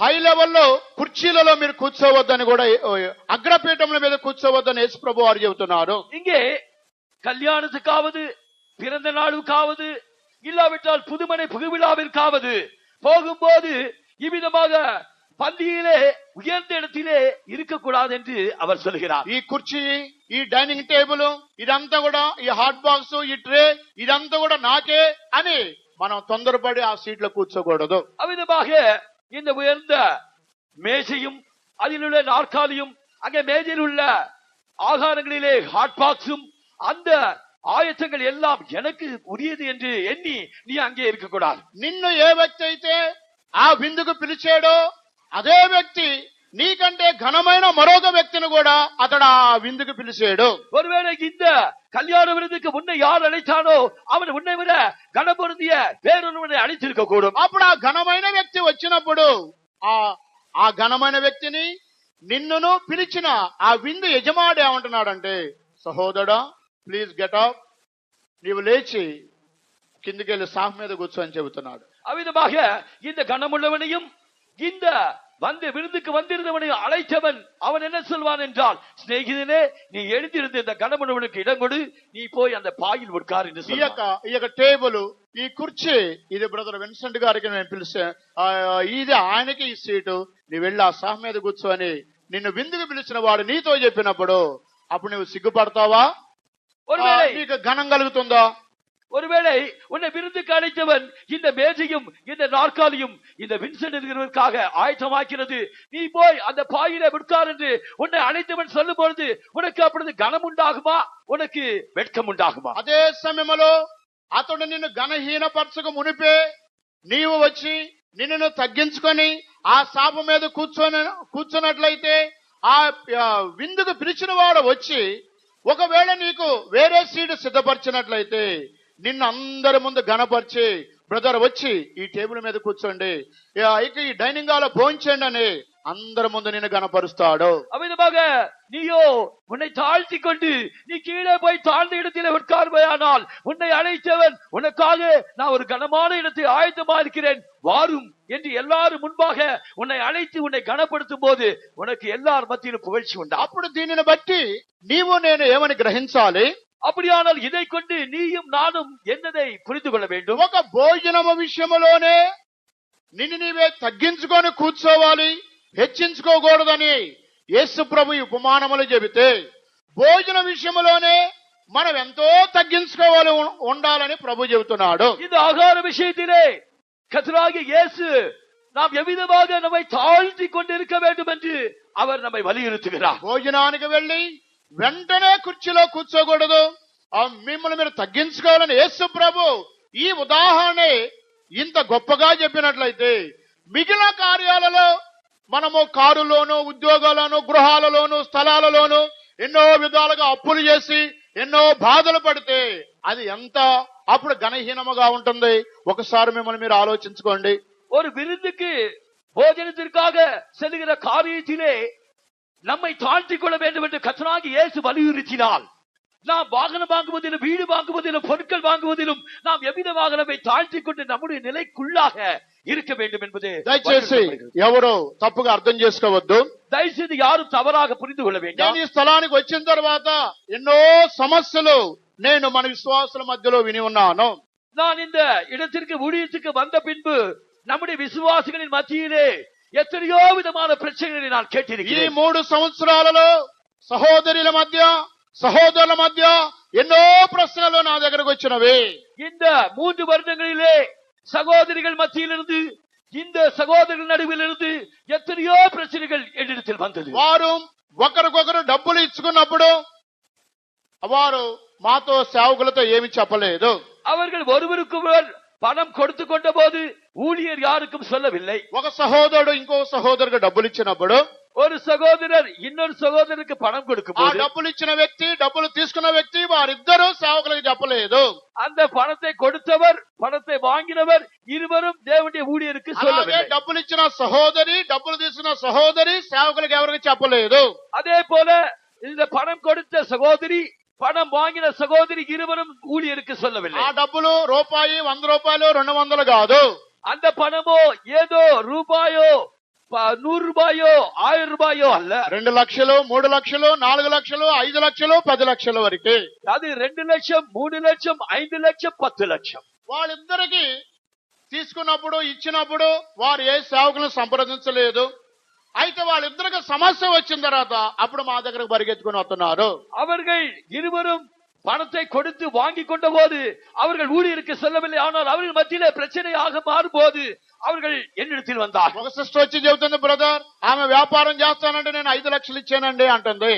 அப்பொழுது சகோதரி வந்து சொல்லுகிறார், வியாபாரம் செய்வர் என்று அவள் சொன்னால் 5 லட்சம் கொடுத்தேன் என்றார். బ్రదర్ ఆ సహోదరుడు వ్యాపారం పెట్టుకుంటే నేను 10 లక్షలు ఇచ్చానండి అని చెబుతున్నారు. சகோதரி பக்கத்தில் அவர்கள் வியாபாரம் வைக்கிறேன் என்று சொல்லும்போது 10 லட்சம் கொடுத்தேன் కానీ என்றார். అదే సమయంలో దేవునికి ఇవ్వాలంటే அதே நேரத்தில் அவர்கள் தேவனுக்கு கொடுக்க வேண்டும் என்றால் అసలు 10 పైసలు కూడా సోటు పెట్టరు. அவர்கள் 10 பைசா கூட கொடுக்க மாட்டார். కానీ దేనికి చెబుతున్నానంటే కొంతమంది మీడియేటర్ గా ఉండి బలైపోయే వాళ్ళు ఉన్నారు. இவ்விதமாக எதற்காக இதை சொல்லுகிறேன் என்றால் சிலர் மீடியேட்டரா இருந்து இவ்விதமாக குறியாகிறார். కారణం ఏంటి? ఘనత కొరకు. నేను ఆ సహోదరి ద్వారా ఈ సహోదరుడికి 10 లక్షలు నేను మీడియేటర్ ఉండి నేను ఇప్పిస్తున్నాను, నాకు మంచి గ్రేడ్, నాకు మంచి పేరు రావాలి. அப்பொழுது எதற்காக இவர்கள் இப்படி செய்கிறார்கள் என்றால், இந்த சகோதரிக்கு அவருடைய தேவையிலே இந்த சகோதரின் மூலமாக இத்தனை லட்சங்கள் வரும்படியாக செய்தேன் என்று அவர்கள் ஒரு பெருமைக்காக செய்கிறார்கள். ఇద్దరి ద్వారా నేను బాగా గణపరచబడాలి, இருவரும் என்னை அதிகமாக கனப்படுத்த வேண்டும். ఇటు ఈ సహోదరు ద్వారా గణపరచబడాలి, ఆ సహోదరు ద్వారా నేను గణపరచబడాలి.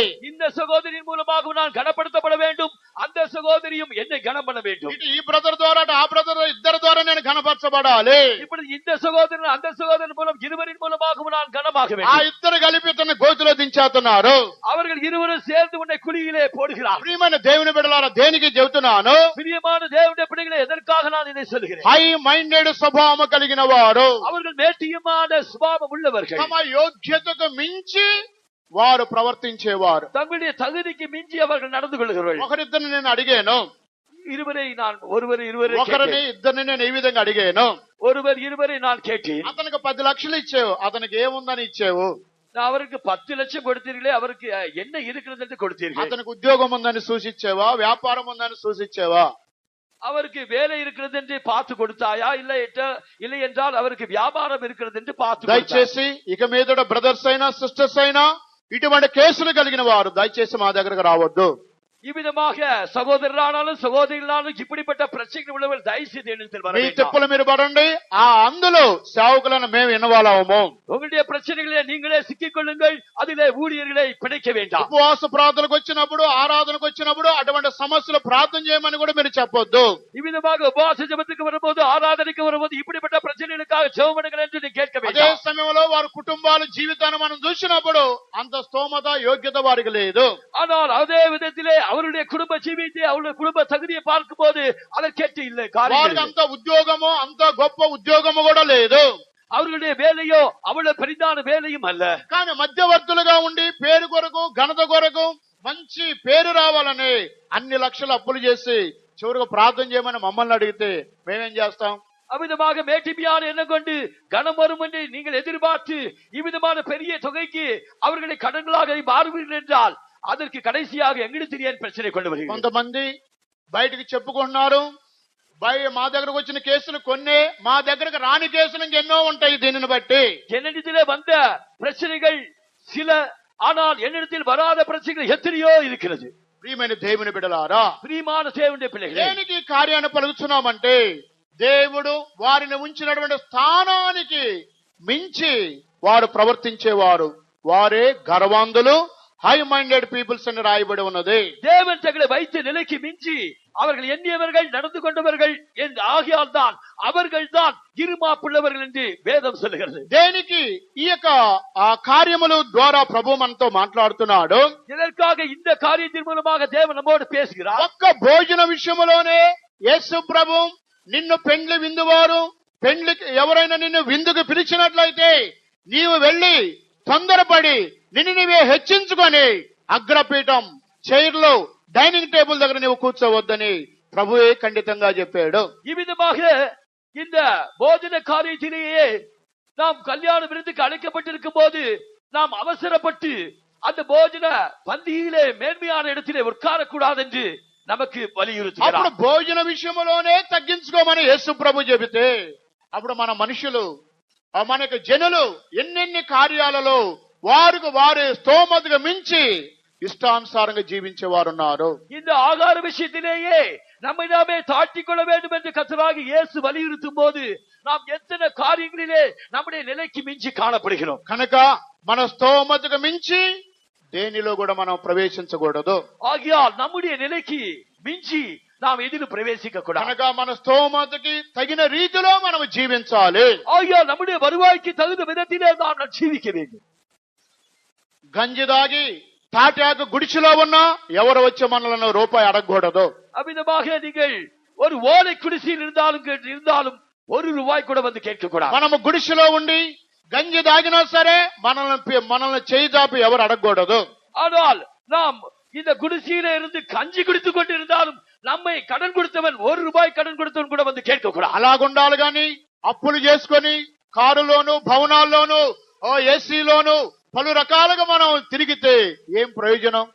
அப்படியானால் நாம் கடன் வாங்கி வாகனத்திலும் காரிலும் భవనங்களிலும் ఏసీలు இருந்தால் அதனால் என்ன ప్రయోజనం? అనేక మంది అప్పు చేసి ఏసీలు పెట్టుకునేవారు, కారులో తిరిగేవారు, ఆ గృహాలు కట్టుకునేవారు, అప్పు ద్వారా ఎన్నో సమస్యలకు గురి అయ్యేవారు ఉన్నారు. అనేక கடன் வாங்கி ஏசி வைத்துக் கொண்டு, கடன் வாங்கி கார் வாங்கி கொண்டு, கடன் வாங்கி வீடு కట్టి ఇప్పుడు ఎన్నో ప్రశ్నలే కాణపడుகிறார். అందువల్ల దేనికి ఇవన్నీ చెబుతున్నానంటే, గర్వాంధులు అనగా హై మైండెడ్ స్వభావం కలిగిన వారు సంఘములో ఉంటున్నారు. இதை எதற்காக நான் சொல்லுகிறேன் என்றால், இருமாப்புள்ளவர்கள் హై మైండెడ్ அவர்கள் సభയിൽ தான் இருக்கிறார்கள். ఉపవాస ప్రార్థనకి కొంతమంది తల్లులు, కొంతమంది బ్రదర్స్ వస్తారు. ఒక్కొక్కరు ఒక్కొక్క పాయింట్ చెప్పండి అంటే, ఒక్కరు కూడా నేను పరలోకం వెళ్ళాలి, మా ఇంట్లో వాళ్ళు పరలోకం వెళ్ళాలని ఎవరు చెప్పట్లేదు. இந்த உபவாச ஜெபத்திற்கு சில தாய்மார்களும் சகோதரிகளும் வருகிறார்கள். உபவாச ஜெபத்திற்கு என்ன காரியத்துக்காக ஜெபிக்க வேண்டும் என்று கேட்கும் போது ஒருவராது நாங்கள் பரலோகத்திற்கு குடும்பமாய் போக வேண்டும் అందరూ ఏం என்று చెబుతున్నారు? అందరు చెప్పేది ఏంటి? எல்லாரும் பொதுவாக கேட்கிற காரியம் என்ன? అప్పులు ఉండయండి, అప్పులు తీరాలి, ప్రార్థన చేయండి. எனக்கு கடன் இருக்கிறது, கடன் தீர வேண்டும், ஜெபியுங்க. అక్కడ 4 లక్షలు రావాలి, ప్రార్థన చేయండి. அங்கே 4 லட்சம் கடன் கொடுக்க வேண்டும், எனக்கு ஜெபியுங்க. పలానా అమ్మగారు నాకు 20,000 ఇవ్వాలి, ప్రార్థన చేయండి. இந்த குறிப்பிட்ட தாயார் எனக்கு 20,000 கொடுக்க வேண்டும், ఇక ஜெபியுங்க. ఈ చిల్లర కబుర్లు తప్ప, నేను ప్రభు రాకడకు వెళ్ళాలి, నా కుటుంబ సభ్యులు గుడికి రావాలి, రక్షింపబడాలి, వారు కూడా దేవుని దగ్గర వెళ్ళాలి అని చెప్పిన వాళ్ళు విశాఖపట్నంలో ఒక్కళ్ళు కూడా లేరు. ஆனால் ஜெபம் பண்ணுங்கள் என்று கேட்கும் போது ஜெபிக்கிற காரியங்களிலே நான் வருகைக்கு போக வேண்டும், என்னுடைய குடும்பத்தாரில் ரட்சிக்கப்பட வேண்டும் கேட்கிறவர்கள் இந்த విశాఖపట్నத்தில் ஒருவர் கூட இல்லை. కనుక వారందరూ కూడా దేవుని యొక్క వాక్యం ఈ రోజు మనతో మాట్లాడిన విధముగా గర్వాంధులు, హై మైండెడ్ స్వభావం కలిగిన వారు. இவ்விதமாக தேவனுடைய வசனம் நம்மோடு இடம்பெற்ற வண்ணமாக இருமாப்புள்ளவர்கள் హై మైండెడ్ காணப்படுகிறார். మీరు 5వ గ్రూపు 6వ గ్రూపును మనం చూసినట్లయితే, இவர்கள் 5ஆம் கூட்டத்தார் 6ஆம் கூட்டத்தாரை குறித்து நாம் பார்ப்போம் என்றால், అపోస్తల కార్యం 8వ అధ్యాయానికి వచ్చినట్లయితే அப்போஸ்தலர் நடவடிக்கைகள் 8ஆம் அதிகாரத்துக்கு வருவோம் என்றால் 9వ వాక్యం నుండి చదువుకుందాం. 9ஆம் வசனத்திலிருந்து வாசிப்போம். 9, 10. సీమోను ఒక మనుషుడు లోగడ ఆ పట్టణంలో గారడీ చేయుచు తానెవడో ఒక గొప్పవాడిని చెప్పుకొనుచు సమరయ జనులను విభ్రాంతి పరచుచుండెను. కొద్దివాడు మొదలుకొని గొప్పవాని మట్టుకు అందరూ దేవుని మహాశక్తి అనబడిన వాడు ఇతడే అని చెప్పుకొనుచు అతను లక్ష్య పెట్టిరి. అతడు బహుకాలము గారడీలు చేయుచు వారిని విభ్రాంతి పరిచినందున వారు అతను లక్ష్య పెట్టిరి. దేవునికి స్తోత్రం కలుగును గాక. దేవునికి స్తోత్రం ఉండాలి. ఇక్కడ సీమోన్ అనేటువంటి ఒక సహోదరుని ఈ యొక్క పట్టణములో చూడగలుగుతున్నాము. இங்கே சீமோன் என்கிற ஒரு சகோதரனை இந்த பட்டணத்திலே நாம் பார்க்கிறோம். ఈ యొక్క పట్టణములో, సమరయ పట్టణములో ఇతడు జనులందరినీ ఆశ్చర్యచకితులుగా చేయుచున్నాడు. இந்த சமாரிய நாட்டு ஜனங்களை அவன் தன்னுடைய மாய வித்தையினால் பிரமிக்க பண்ணினான். అతడు నేను ఒక గొప్పవాడని అని ప్రజలందరికీ గొప్ప గొప్ప అద్భుతాలు చేసి తానే వీరుణ్ణి, శూరుణ్ణి, దేవుణ్ణని జనులందరికీ తన యొక్క శక్తిని అతడు ప్రదర్శిస్తున్నాడు.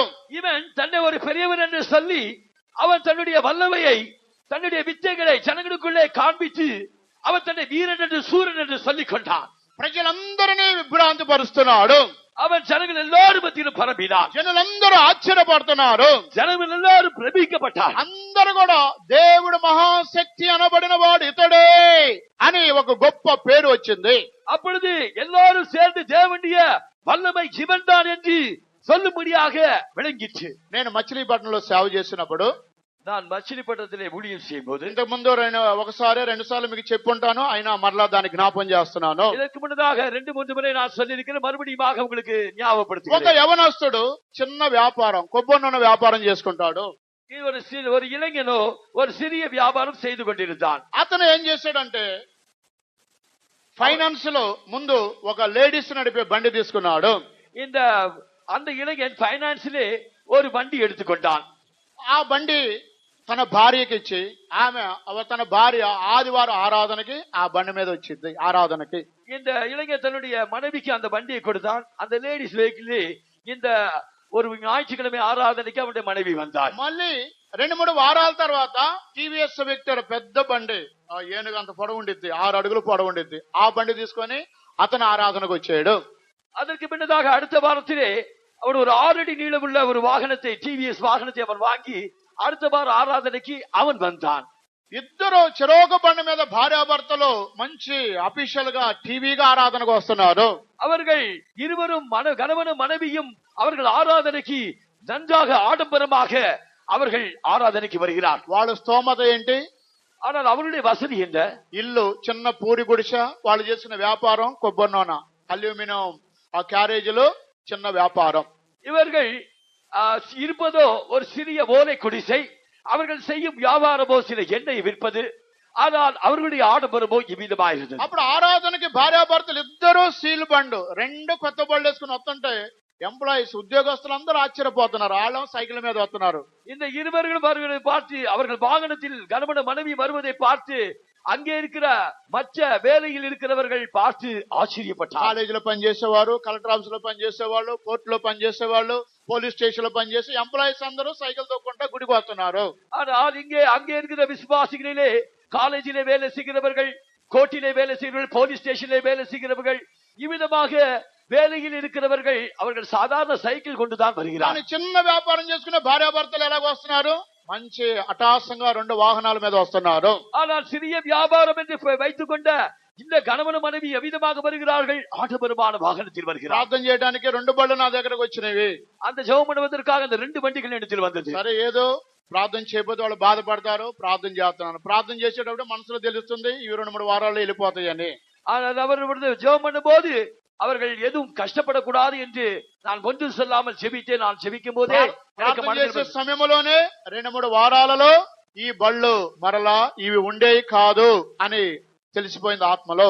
ஆனால் இந்த 2-3 வாரத்திலே இந்த வாகனங்கள் இவர்களிடத்தில் இருப்பதில்லை என்று ఆవిயிலே தெரிந்து పోయింది. ప్రియమైన దేవుని బిడ్డలారా, ప్రియమైన దేవుని పిల్లలే, దేనికి ఈ కార్యములు మీకు చెప్తున్నానంటే, ఎదర్కాగ இந்த காரியத்தை நான் சொல்கிறேன். మీరైనా నేనైనా ఈ దినాలలో దేవుని ఎరిగినటువంటి మనం మన స్తోమతకు మించి మనం ప్రవర్తించకూడదు. தேவனை அறிந்து கொண்ட நாம் நம்முடைய தகுதிக்கு அதிகமாக நாம் நடக்கக்கூடாது. మనం ఎవరమే, మన స్థితి ఏంటి, మన ఉద్యోగం, మన వ్యాపారం, మన పరిస్థితి ఏంటి అని మన స్టేటస్ కు తగిన విధంగా మనం జీవించాలి. ఈ విధంగా நம்முடைய வேலை என்ன, நம்முடைய தகுதி என்ன, நம்முடைய நிலவரம் என்ன, நம்முடைய நிலை என்ன என்று அதை அறிந்து கொண்டு அதற்கேற்ற வண்ணமாகத்தான் நாம் ஜீவிக்க வேண்டும். ఇతరులతో పోల్చుకొని వాళ్ళకి అన్ని అది ఉన్నది మనకెందుకు ఉండకూడదు, ప్రక్కింటి వారు అలాగున్నారు, మన బంధువులు అలాగున్నారు, మన ఇంట్లో ఉన్నవారు ఇలాగున్నారు అని ఇతరులతో పోల్చుకొని, ఏదో తెలుగులో సామె చెబుతారు, పులిని చూసి నక్క వాతలు పెట్టుకుంది అన్నట్టుగా, ఈ విధமாக நாம் மற்றவர்களை பார்த்து அவர்களுக்கு இவ்விதமாக இருக்கிறது நமக்கே இருக்கக்கூடாது, பக்கத்து வீட்டுக்காரர்கள் இவ்விதமாக இருக்கிறது நமக்கே இருக்கக்கூடாது, நம்முடைய குடும்பத்தார்களே இவ்விதமாக இருக்கிறது நமக்கே இருக்கக்கூடாது என்று ஏதோ தெலுங்கிலே పడబడి சொல்வது போல పులిயை பார்த்து నరి సూడు పోట్టుకొంటది పోల. కనుక ఈ దినాలలో అనేక మంది బ్రదర్స్ మధ్యలో, సహోదరుల మధ్యలో, యవనస్తుల మధ్యలో అనేక మంది వారు స్తోమతకి శక్తికి మించి వారు జీవించే సుఖమైన జీవితం చేసేవారు ఉన్నారు. ఈ విధంగా సహోదరుల మధ్య ఇளைஞர்கள் మధ్యலும் அவர்கள் தங்களுடைய நிலைக்கு மிஞ்சி அவர்கள் ஜீவிக்கிறவராக காணப்படுகிறார். అందువలన వారిని గురించి దేవుని యొక్క వాక్యం చెబుతుంది, గర్వాంధులు, హై మైండెడ్ స్వభావం కలిగిన వారు. ஆகையால் தான் அவர்களை குறித்து தேவனுடைய வசனம் விதமாக சொல்லுகிறது, இருமாப்புள்ளவர்கள். ఈ సమరయ పట్టణములో సీమోను అనేటువంటి ఇతడు గారడ విద్య చేసి ప్రజలందరినీ విభ్రాంతిపరచుతూ తాను ఎవడో మహా దైవ శక్తి అని అతడు ఆ దేశములో పేరు పొందిన వాడుగా ఉన్నాడు. இந்த சீமான் என்கிற இந்த மாய வித்தைக்காரனோ அவன் தன்னுடைய வித்தைகளினால் ஜனங்களை பிரமிக்க பண்ணி அந்த இடத்திலே இவன் தான் தேவனுடைய சக்தி என்று விளங்கும்படியாக அவன் நடந்து கொண்டான். అదే పట్టణములోనికి యోహోను, పేతురు, ఫిలిప్పు అపోస్తలులు వచ్చి యేసు క్రీస్తుని గురించి ప్రసంగం చేసి అనేక మంది రోగులను స్వస్థపరిచి ఇప్పుడు వీరు గొప్ప హైలైట్ గా మారిపోయారు. அதே பட்டணத்திலே அப்போஸ்தலனாகிய பவுலும் யோவானும் பிலிப்பும் வந்து அவர்கள் கர்த்தருடைய வல்லமையினால் அநேக அற்புதங்களை அடையாளங்களை செய்து இப்பொழுது இவர்கள் ஜனங்களை பிரமிக்கப்பட்டது. దేవుని యొక్క వాక్యము సమరయ పట్టణమంతా కూడా ప్రకటింపబడినది. தேவனுடைய வசனம் சமாரியா பட்டணம் முழுவதும் அது விளங்கிற்று. అనేక మంది బాప్తిస్మములు పొంది ఉన్నారు, அநேகர் ஞானஸ்நானம் பெற்றார்கள், అనేక మంది పరిశుద్ధాత్మ అభిషేకం పొంది ఉన్నారు, அநேகர் பரிசுத்தாவின் அபிஷேகத்தை பெற்றார்கள். పేతురు, యోహానులు ఎవరి మీద చేతులు ఉంచుతున్నారో వారు అభిషేకం పొందారు. பேதுரும் யோவானும் யாருடைய தலையிலே கைகளை வைத்தார்களோ அவர்கள் அபிஷேகம் பெற்றார்கள். ఎవరి మీద చేతులు ఉంచారో వారు స్వస్థత పొందారు. யார் மீது அவன் கைகளை வைத்தார்களோ அவர்கள் சுகம் பெற்றார். యేసు క్రీస్తు యొక్క నామము అపోస్తుల పేరు ఆ యొక్క సమరయ పట్టణములో అది బాగా విస్తరించినది. கர்த்தராகிய இயேசு கிறிஸ்துவின் நாமமும் அப்போஸ்தலனுடைய பேரும் அந்த பட்டணத்திலே மிகவும் விஸ்தாரமாயிற்று. ఆ తర్వాత ఈ సీమోన్ అనే గాఢ విద్య గలవాడు పేరు తగ్గిపోయింది, మార్చిపోయింది. அதற்கு பின்னதாக இந்த சீமோனுடைய அவனுடைய வித்தைகள் எல்லாம் குறைந்து போயிடுச்சு, அவனுடைய மவுசும் போயிடுச்சு. అతనిని గురించి వినేవారు ఎవరు కూడా లేరు. அவனை குறித்து இன்னும் கேட்கிறவர்கள் இல்லை. యేసు అపోస్తుల పేరు అక్కడ హైలైట్ అయిపోయింది. கர்த்தராகிய இயேசுவின் பேரு அப்போஸ்தலனுடைய பேரு விளங்கிற்று. అభిషేకము స్వస్థత అక్కడ జరిగినది. அங்கே அபிஷேகமும் குணமாக்குதலும் நடைபெற்றது. చివరికి ఈ గాఢ విద్య చేసే సీమోను కూడా వీరి పాదముల మీద పడ్డాడు. இப்பொழுது இந்த மாய வித்தைக்காரனாகிய சீமோனுடைய பாதங்களிலே விழுந்தான். అయ్యా నేను కూడా ఎవరి మీద చేతులు ఉంచుతాను, వారు ఆత్మ పొందే విధముగా ఆ వరాన్ని నాకివ్వండి, ధనముతో దాన్ని కొనాలని ఆశపడ్డాడు. இந்த சீமோனு கூட பணத்தினாலே நான் யாருடைய கதலையிலே கை வைக்கிறோ அவர்களும் அபிஷேகம் பெற வேண்டும், அந்த வரத்தை அதிகாரத்தை எனக்கு தாருங்கள் என்றார். అప్పుడు పేతురు దేవుని యొక్క ధనముతో దేవుని వరమును దొంగిలించాలని చూస్తున్నావు కనుక నీవు ఘోర దుష్టత్వములో దుర్నీతి బంధకములో ఉన్నావు అని పేతురు అతని యొక్క స్వభావముని గురించి మాట్లాడి ఉన్నాడు.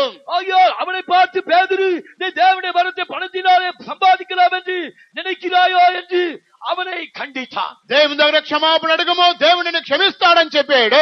நீ தேவனிடத்தில் மன்னிப்பு கேளு, கர்த்தர் உன்னை மன்னிப்பார் என்றார். అప్పుడు చివరికి మళ్ళీ ఈ యొక్క సీమోను గాఢ విద్య గలవాడు ఏమన్నాడంటే, கடைசியாக இந்த சீமோன் இந்த மாய வித்தைக்காரன் என்ன சொன்னான் என்றார். పేతురు చెబుతున్నాడు, ఘోర దుష్టత్వములో దుర్నీతి బంధకములో పాపాలలో శాపాలలో నీవు మునిగిపోయేవు, దేవుడిని క్షమిస్తాడు, దేవుని దగ్గర క్షమాపణ అడగమని పేతురు చెప్పాడు. இந்த பேதுரு அவனை பார்த்து, நீ கசப்பான பிச்சையிலும் பாவ கட்டிலும் சாபத்திலும் இருக்கிறாய், தேவனிடத்தில் மன்னிப்பு கேள், அவர் உன்னை மன்னிப்பார். అప్పుడు ఈయన ఏమన్నాడు, அப்பொழுது இவன் என்ன సీమోన్ சொன்னான்? ఏమన్నాడు, సరేనయ్యా అనలేదు. அந்த சீமோன் உடனடியாக சரி என்று அவன் சொல்லவில்லை. నాలో ఏదుందో అది నా మీదకి రాకుండా నీవే ప్రార్థన చెయ్యయ్యా అని చెప్పింది. நீங்கள் சொன்ன காரியங்கள் ஒன்றும் எனக்கு வராதபடிக்கு நீங்களே ஜெபம் பண்ணுங்கள் என்றார். రాత్రి 4 గంటల ప్రార్థనగా నేను ఇక్కడికి వచ్చాను. ராத்திரி அதிகாலை 4 மணி ஜெபத்திற்கு நான் இங்கே வந்தேன். ఒక్కొక్క పాయింట్ చెప్పమని చెప్పాను ఆరాధన గురించి. ஒவ்வொருவரும் நம்முடைய ஆராதனை குறித்து ஒவ்வொரு பாயிண்ட் சொல்லுங்கள் என்று అందరూ చెప్పారు. எல்லாரும் சொன்னார்கள். ఒక తల్లికి ఏం చెప్పాలో తెలియలేదు. ஒரு தாயாருக்கு என்ன சொல்ல வேண்டுமே தெரியவில்லை. ఏదేదో చెబుతుంది, సండే స్కూల్ గురించి, బైవారాన్ని గురించి, ఇక ఆ వారం ఈ వారం అన్ని వరాలని చెబుతుంది. அது ஒரு சண்டே ஸ்கூலை குறித்து, இந்த பையவரம் மைதானத்தை குறித்து, அதை குறித்து இதை குறித்து சொன்னார். అది కాదు తల్లి, కోటాను గురించి చెప్పన్నా. அது குறித்து அல்ல, கூட்டத்தை குறித்து சொல்லுங்கள் என்று. నాకు తెలియదండి, అదేదో మీరే చెప్పండి అని చెప్పింది. எனக்கு தெரியாது, நீங்களே சொல்லுங்கள் என்றார். దేవునికి స్తోత్రం కలగాక. தேவனுக்கு ஸ்தோத்திரம் உண்டாகட்ടെ. పూర్వకాలంలో ఎవరో ఒక సహోదరుడు చెప్పాడు, నీ తల మీద ఏదో ఉందండి అని చెప్పాడంట. ஆனால் பழைய காலங்களிலே சொன்னார், உன் தலை மீது ஏதோ இருக்கிறது என்று சொன்னார். సరే, ఆ తల మీద ఏముందో తీసుకోవట్లేదు, அந்த தலை மீது என்ன இருக்கிறதோ அதை எடுத்துக்கொள்ளவில்லை. అదేదో నీ చేత్తోనే నా తల మీద ఉన్నది తీసేయ్యి అని చెప్పారంట. அப்பொழுது நீயே அதை பார்த்து எடுத்து விடு என்று சொன்னார்களா? అలాగే ఈ సీమోన్ అంటున్నాడు, அவ்விதமாகவே இந்த சீமோன் சொல்லுகிறார், అదేదో నా కొరకు ఆ కీడు నాలో నుండి తొలగిపోయే విధంగా మీరే ప్రార్థన చేయండి. நீங்கள் சொன்ன காரியங்களில் அந்த தீங்கு என்ன நேராதபடிக்கு நீங்களே ஜெபம் பண்ணுங்கள் என்றார். ప్రియమైన దేవుని బిడ్డలారా, பிரியமான தேவனுடைய பிள்ளையே, గారుడ విద్య చేసే సీమోను తాను ఎవడో గొప్పవాడని ప్రజలను విభ్రాంతిపరుస్తూ తన యొక్క స్తోమతకి యోగ్యతకి మించి ఆయన ప్రవర్తించాడు. చివరికి అతడు డమ్మి అయిపోయాడు. இந்த மாய வித்தைக்காரனாகிய சீமோனோ அவன் தன்னுடைய வித்தைகளினால் ஜனங்களை பிரமிக்க பண்ணிக் கொண்டிருந்தான். தன்னுடைய நிலைக்கு மிஞ்சி அவன் தன்னை உயர்த்தி கொண்டிருந்தான். ஆனால் கடைசியாக அவன் மாற்றப்பட்டான். 6వ గ్రూపు వారు అంటున్నారు. இவன் தான் 6வது கூட்டம். 7వ గ్రూపును మనం చూసినట్లయితే 7வது கூட்டத்தை குறித்து பார்ப்போம் என்றால், ఆత్మీయ జీవితంలో మన సంఘములో గాని కుటుంబములో గాని ఎవరన్నా ఆత్మీయ జీవితంలో బలహీనముగా ఉంటే వారిని మనం తృణీకరించి మాట్లాడకూడదు, వారిని మనం ప్రోత్సాహపరిచేవారుగా ఉండాలి. நம்முடைய ஆவிக்குரிய ஜீவித்திலே நம்முடைய மத்தியிலே யாராவது ஆவிக்குரிய காரியங்களிலே பலகீனராக இருந்தால் அவர்களை நாம் அற்பமாக எண்ணக்கூடாது. அவர்களை ஆவிக்குரிய காரியங்களிலே உற்சாகப்படுத்த வேண்டும். రోమిలికి రాసిన పత్రిక 14వ అధ్యాయం 1వ వాక్యం. ரோமருக்கு எழுதின நிருபம் 14ஆம் அதிகாரம் 1వ వచనం. విశ్వాసము విషయమే బలహీనుడైన వారిని చేర్చుకునుడి, ఆయనను సంశయములను తీర్చుటకు వాదములను పెట్టుకొనవద్దు. తర్వాత ఒకడు సమస్తమును తినవచ్చునని నమ్ముచున్నాడు, మరి ఒకడు బలహీనుడై ఉండి కూరగాయలనే తినుచున్నాడు. దేవునికి స్తోత్రం కలుగునగాక.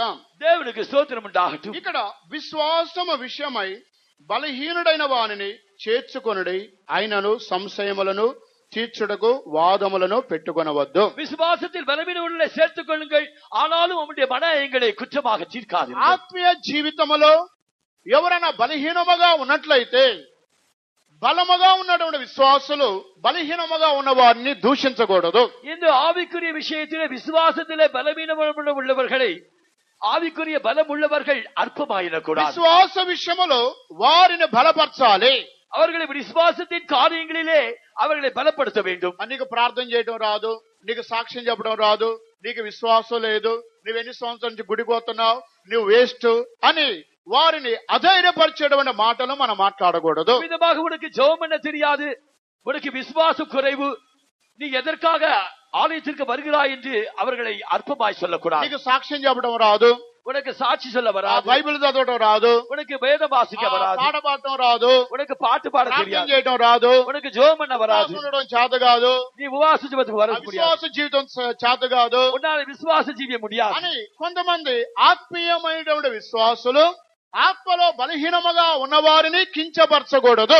ஆகியால் ஆவிக்குரியவர்களா இருக்கிற சில விசுவாசிகள் ஆவிக்குரிய ஜீவியத்தில் பலவீனம் உள்ளவர்களை ஈனமாய் எண்ணக்கூடாது. అందువల్ల వారిని తృణీకరించి మనం మాట్లాడకూడదు. அவர்களை அற்பமாய் எண்ணி அவர்களை பேசக்கூடாது. ఈ విధంగా తృణీకరించి మాట్లాడేవారే గర్వంతులు, హై మైండెడ్ పీపుల్స్ అని రాయబడి ఉన్నది. இவர்களை அற்பமாய் எண்ணி பேசுவதால் இந்த இருமாப்புள்ளவர்கள் ஹை மைண்டட் பீப்புள் என்று சொல்லப்பட்டது. వారికి కలిగిన సత్యములో వారికి కలిగినటువంటి స్టాండర్డ్ లో వారు ఉన్నారు.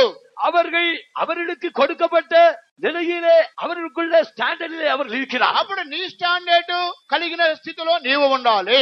உனக்கு கொடுக்கப்பட்டிருக்கிற தகுதியிலே ஸ்டாண்டர்டிலே நீ இருக்க வேண்டும். అప్పుడు నీతో వారిని పోల్చుకొని వారిని దూషించకూడదు, తిట్టకూడదు, వారిని తృణీకరించి మాట్లాడకూడదు. நீ உன்னுடைய தகுதியிலே அவர்களை ஒப்பிட்டு பார்த்து அவர்களை அற்பமாயிடக்கூடாது, அவர்களை ஈனப்படுத்தக்கூடாது. లేనట్లయితే వారిని ఆ సాత్వికముతో లేదా మంచి మనస్సుతో ప్రేమగా వారు బలపడే విధముగా నొప్పించకుండా వారితో మనం మాట్లాడాలి. இல்லை என்றால் அவர்களை சாந்தத்தோடு அவர்களை அன்போடு அவர்களுடைய உள்ள பாதிக்காதபடிக்கு அவர்கள் காயமடையாதபடிக்கு நீ அவர்களை பலப்படுத்த வேண்டும். ఇది గలతీ 6వ అధ్యాయం మొదటి వాక్యములో కూడా రాయబడి ఉన్నది. இது கலாத்தியர் 6వ அதிகாரம் 1వ వచనத்தில் எழுதப்பட்டிருக்கிறது. సహోదరులారా, ఒకడు ఏ తప్పిదములోనైనను చిక్కుకొని ఎడల ఆత్మ సంబంధులైన మీలో ప్రతివాడు తాను శోధింపబడదునేమో అని తన విషయమై చూచుకొనుచు సాత్వికమైన మనసుతో అట్టి వారిని మంచి దారికి తీసుకుని రావలను. దేవునికి స్తోత్రం కలుగుగాక. దేవునికి స్తోత్రం ఉండాగట్టే. ఇక్కడ పౌలు గలతీ సంఘానికి రాసిన ఈ పత్రికలో కూడా இங்கே அப்போஸ்தலனாகிய பவுல் கலாத்தியர் சபைக்கு எழுதின இந்த நிருபத்திலும் கூட సహోదరులారా, మీలో ఒకడు మీలో ఏ తప్పిదమునైనను చిక్కుకొని ఎడల ఆత్మ సంబంధులైన మీలో ప్రతివాడు తానును శోధింపబడనేమో అని తన విషయమై చూసుకొనుచు సాత్వికమైన మనస్సుతో అట్టి వానిని మంచి దారికి తీసుకుని రావాలి. சகோதரரே, ஒருவன் யாதொரு குற்றத்தில் அகப்பட்டால் ஆவிக்குரியவர்களாகிய நீங்கள் அவனை சாந்தமுள்ள ஆவியோடு அப்படிப்பட்டவனை சீர்படுத்த பண்ணுங்கள், நீயும் சோதிக்கப்படாதபடிக்கு எச்சரிக்கையாய். ఒకవేళ ఎవరైనా ఏదైనా తప్పిదములో చిక్కుకొనినట్లయితే వారిని ఆత్మ సంబంధులైనటువంటి విశ్వాసులు, ప్రేమ కలిగినటువంటి వారు ఆ తప్పు చేసిన విశ్వాసులని సాత్వికముతో ప్రేమతో మంచి మనస్సుతో వారిని మంచి దారికి వారిని మళ్లించాలి. వారు పారిపోయే విధముగా మనం చేయకూడదు. அவ்விதமாக சகோதரன் ஒருவன் ஏதாவது தவறு செய்தால் ஆவிக்குரியவர்கள் அவனை பார்த்து அவனை சாந்தத்தோடு அன்போடு அவனை சீர்படுத்த பண்ணி அவன் ஓடி போகாத வண்ணம் அவன் நினைச்சிருக்கும்படியாய் மாற்ற வேண்டும். అందువల్ల దేవుని బిడ్డలు ఆ ఇతరులను, ఆ వెనుకబడిపోయిన విశ్వాసులను, నూతన ఆత్మలను తృణీకరించి మీరు మాట్లాడకూడదు.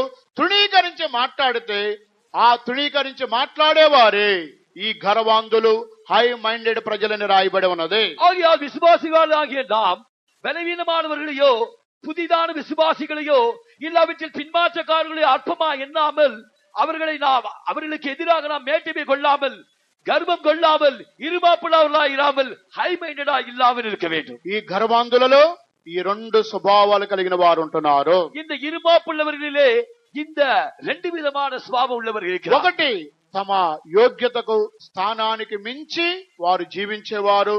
రెండో గ్రూపు ఇతరులను తృణీకరించి మాట్లాడేవారు. ஒரு கூட்டத்தார் தங்களுடைய நிலைக்கு மிஞ்சி தங்களை எண்ணுகிறவர்கள், இன்னொருவர் மற்றவர்களை அற்பமாய் எண்ணுகிறவர்கள். ఈ యొక్క గర్వంతులనే గ్రూపులో నీవు నేను మనలో అనేక మంది కనబడుతున్నాము. இந்த இருமாப்புள்ளவர்கள் கூட்டத்திலே நீயும் நானும் நம்மில் అనేకரும் కాణపడి, దేవుడు ఏ స్థానములో మనం ఉంచాడో ఆ స్థానమును మనం కాపాడుకోవాలి. தேவன் எந்த நிலையில் நம்மை வைத்து வைத்தாரோ அந்த நிலையை நாம் காத்துக்கொள்ள మనకు స్తోమతకి యోగ్యతకి శక్తికి మించి మనము జీవించి లేనిపోయిన సమస్యలు మనం తెచ్చుకోకూడదు. நம்முடைய நிலைக்கு, நம்முடைய ஸ்தானத்துக்கு, நம்முடைய தகுதிக்கு மிஞ்சி நாம் జీవిக்க கூடாது. ప్రభు త్వరలో రాబోతున్నాడు. நம்முடைய இயேசு சீக்கிரமாய் வரப்போகிறார். ఆయన గర్వాంధుల గురించి ఈ దిన మాట్లాడిన వారిలో ఈ 7 గ్రూపుల వారు ఉంటున్నారు. இந்த இருமாப்புள்ளவர்களை குறித்து கர்த்தர் பேசிய இந்த காரியத்திலே இந்த 7 கூட்டத்தார் இருக்கிறார். ఆ గ్రూపులో నుండి దేవుడు మనందరినీ విడుదల చేయాలి. அந்த கூட்டத்திலிருந்து கர்த்தர் நம்மை விடுதலையாக்க வேண்டும். మన యేసు త్వరలో రాబోతున్నాడు. நம்முடைய இயேசு சீக்கிரமாய் வரப்போகிறார். ఆయన ఉంచిన స్థానములోనికి దేవుడు మనల్ని సిద్ధపరచబోతున్నాడు.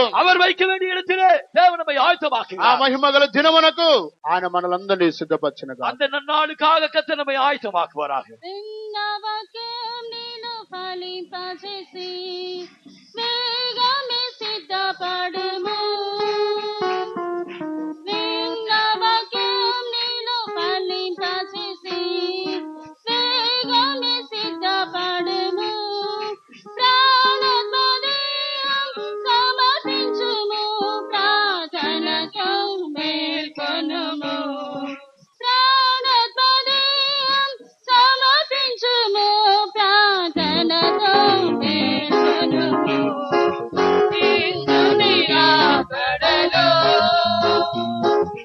యేసుని రాకడలో ఆనందము చూడగా ఆయనతో ఆనందమే, ఆయనతో ఆనందమే. పరపరము రాకడకై ఆలస్యము చేయగా, పరపరము ఆలస్యము చేయగా, దేవుని భారం గణించుమైనా ఎంతో ఆసన్నమాయెనుగా. దేవుని భారం గణించుమైనా ఎంతో ఆసన్నమాయెనుగా. పరపరము రాకడకై ఆలస్యము చేయగా, పరపరము రాకడకై ఆలస్యము చేయగా, దేవుని భారం గణించుమైనా ఎంతో ఆసన్నమాయెనుగా. దేవుని భారం గణించుమైనా ఎంతో ఆసన్నమాయెనుగా. దేవుని భారం గణించుమైనా ఎంతో ఆసన్నమాయెనుగా. దేవుని భారం గణించుమైనా ఎంతో ఆసన్నమాయెనుగా. దేవుని భారం గణించుమైనా ఎంతో ఆసన్నమాయెనుగా. దేవుని భారం గణించుమైనా ఎంతో ఆసన్నమాయెనుగా.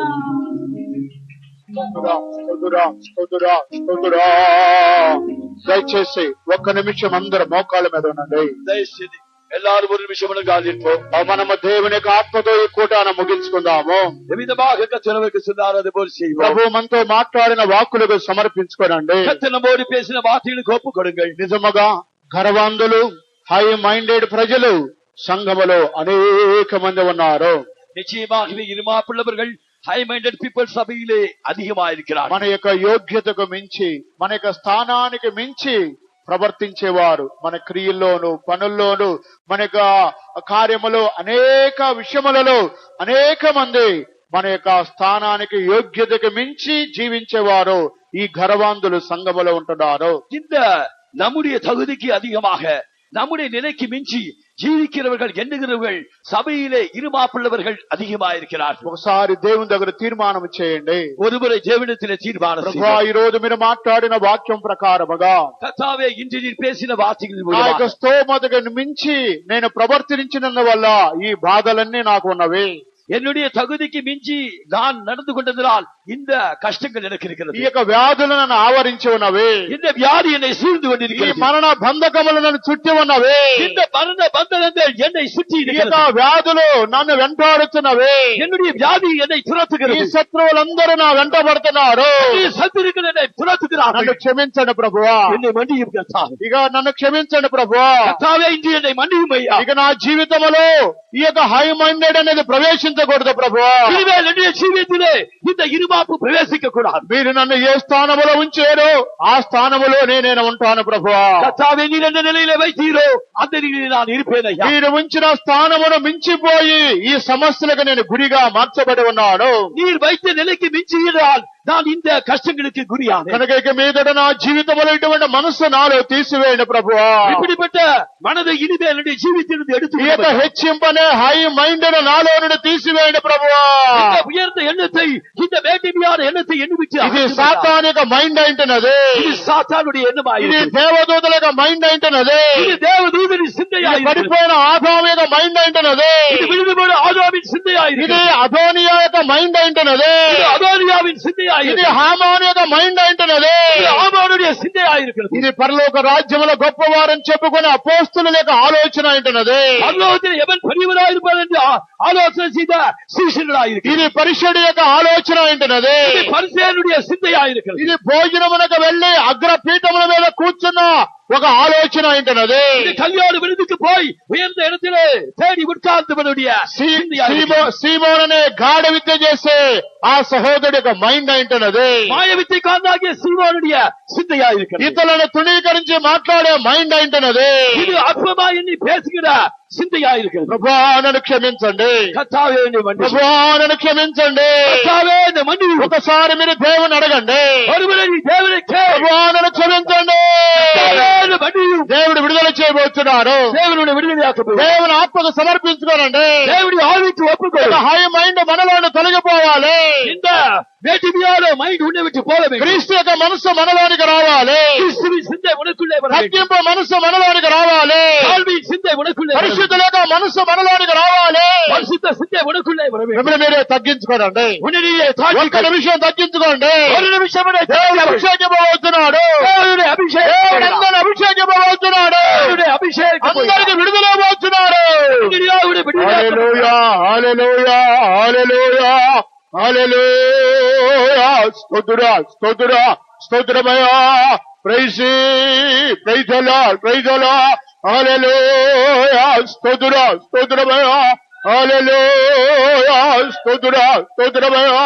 దైవమే గబలబా శిబిదిబి గడబగడబా గడబలబా శిబిదిబి గడబలబా దిబి గడబగడబలబా శిబ. హల్లెలూయా, స్తోత్రుడా, స్తోత్రుడా, స్తోత్రుడా. నిరాకడకై నిరీక్షణతో ఎదుర్కొనా వేచియుంటిని. నిరాకడకై నిరీక్షణతో ఎదుర్కొనా వేచియుంటిని. నిరాకడకై నిరీక్షణతో ఎదుర్కొనా వేచియుంటిని. నిరాకడకై నిరీక్షణతో ఎదుర్కొనా వేచియుంటిని. నిరాకడకై నిరీక్షణతో ఎదుర్కొనా వేచియుంటిని. నిరాకడకై నిరీక్షణతో ఎదుర్కొనా. హల్లెలూయా, హల్లెలూయా, హల్లెలూయా. గబలబా శిబిదిబి గడబలబా దిబి గడబలబా శిబ. రాజాది రాజా సర్వాధికారి నిరాజమేలా రమోవేగమే. రాజాది రాజా సర్వాధికారి నిరాజమేలా రమోవేగమే. సర్వాధికారి నిరాజమేలా రమోవేగమే. సర్వాధికారి నిరాజమేలా రమోవేగమే. సర్వాధికారి నిరాజమేలా హల్లెలూయా. గడబలబా శిబిదిబి గడబా గడబలబా శిబిదిబి గడబలబా దిబి గడబా గడబా గడబలబా శిబిదిబి గడబా గడబా Hallelujah, hallelujah, hallelujah. Robalaba shibidibikadabagadabalabalaba. Hallelujah, robalaba shibidibikadabalaba. నిరాకడకై నిరీక్షణతో ఎదుర్కొనా వేచియుంటిని. దయచేసి అందరూ పాడండి, అందరూ ఆత్మలో సంతోషించండి. బ్రదర్స్ సైడ్, సిస్టర్స్ సైడ్ వెనుకున్న వారందరూ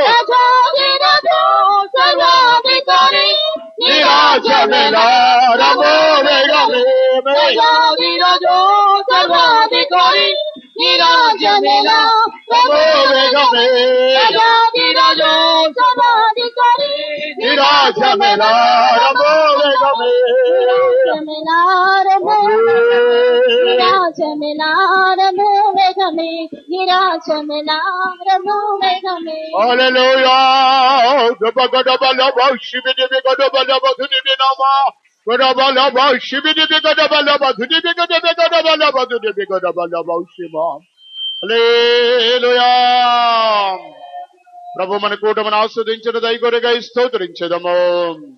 స్తోత్రురా స్తోత్రురా స్తోత్రురా. ప్రభు మనకిచ్చిన ఆలోచన కొరగా స్తోత్రించదము. తీసుకొచ్చిన జనుల కొరగా స్తోత్రించదము. పాటలను, సాక్ష్యమును, అభిషేకమును, వర్తమానమును దేవుడు ఆస్వాదించిన దయకొరగా స్తోత్రించదము. స్తోత్రురా స్తోత్రురా. ఈ దినము గర్వాంధులను గురించి దేవుడు మాట్లాడిన వాక్కులు కొరగా స్తోత్రించదము. స్తోత్రురా స్తోత్రురా. ప్రభు రాకడికి వెళ్ళేటువంటి జనులు అటువంటి హై మైండెడ్ యొక్క తలంపులు లేకుండా ఉండుటకు దేవుడు సహాయం చేయనట్లుగా స్తోత్రించదము. అందరిని పరిశుద్ధపరచను, రాకడ కొరకు సిద్ధపరచినట్లుగా స్తోత్రించదము. తండ్రి, కుమార, పరిశుద్ధాత్మ దేవుని కొరకై స్తోత్రించదము. ప్రార్థించు. పరిశుద్ధమైన మా దేవాయ మంచి సోమరికి స్తోత్రం తండ్రి. ఈ నెల ప్రారంభం మొదలుకొని మమ్మల్ని కంటి పాపలే కాచి కాపాడి కృపల భద్రపరిచిన దయ కొరకే స్తోత్రం. నాదా, మీరు మాకు చేసిన సమస్త మేలు ఉపకారం కొరకే స్తోత్రం. ఈ సంవత్సరం అంతా మమ్మల్ని నడిపిన మార్గం కొరకే స్తోత్రం తండ్రి. ప్రభావ ఇంతగా మమ్మల్ని నడిపిస్తూ మేము ఏ పాటి వారు తండ్రి స్తోత్రం. సమస్తం మీ కనికరం, మీ కృప, మీరు మా శిబురు, మీ ప్రేమ కొరకే స్తోత్రం చెల్లిస్తున్నాం తండ్రి. స్తోత్రం.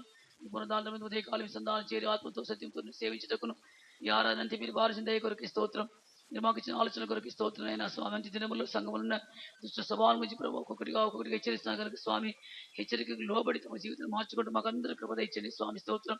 ఈ దినమంది ప్రభావ గర్వాంతుల గురించి వినినాం తండ్రి. స్తోత్రం. అనేక సందర్భంలో మా స్థితికి మించి మేము గర్వించినట్టుగా మీకు చూస్తున్నాం తండ్రి, గ్రహిస్తున్నాం ప్రభావ. స్తోత్రం. అయినా ఆ రీతి కాకుండా ప్రభావ మీ వలెనైనా నేను సాత్వికుడు దీనమనసుగా ఉన్నాను చెప్పి వాగ్దానం ప్రకారం ప్రభావ ఎల్లప్పుడు మీ యొక్క దీన మనసును ధరించుకుంటూ మాకు కృప ఇచ్చండి స్వామిని. స్తోత్రం తండ్రి. ప్రభావ హెచ్చించుకుంటుగా చేపట్టుకు మా అయితే ఏమి లేదు ప్రభావ. స్తోత్రం. అయినా సమస్తము మీ కనికరం, మీ కృప తండ్రి. స్తోత్రం ప్రభావ. స్వామి, ఎంతో మంది హెచ్చించి నశించిపోయారు ప్రభావ.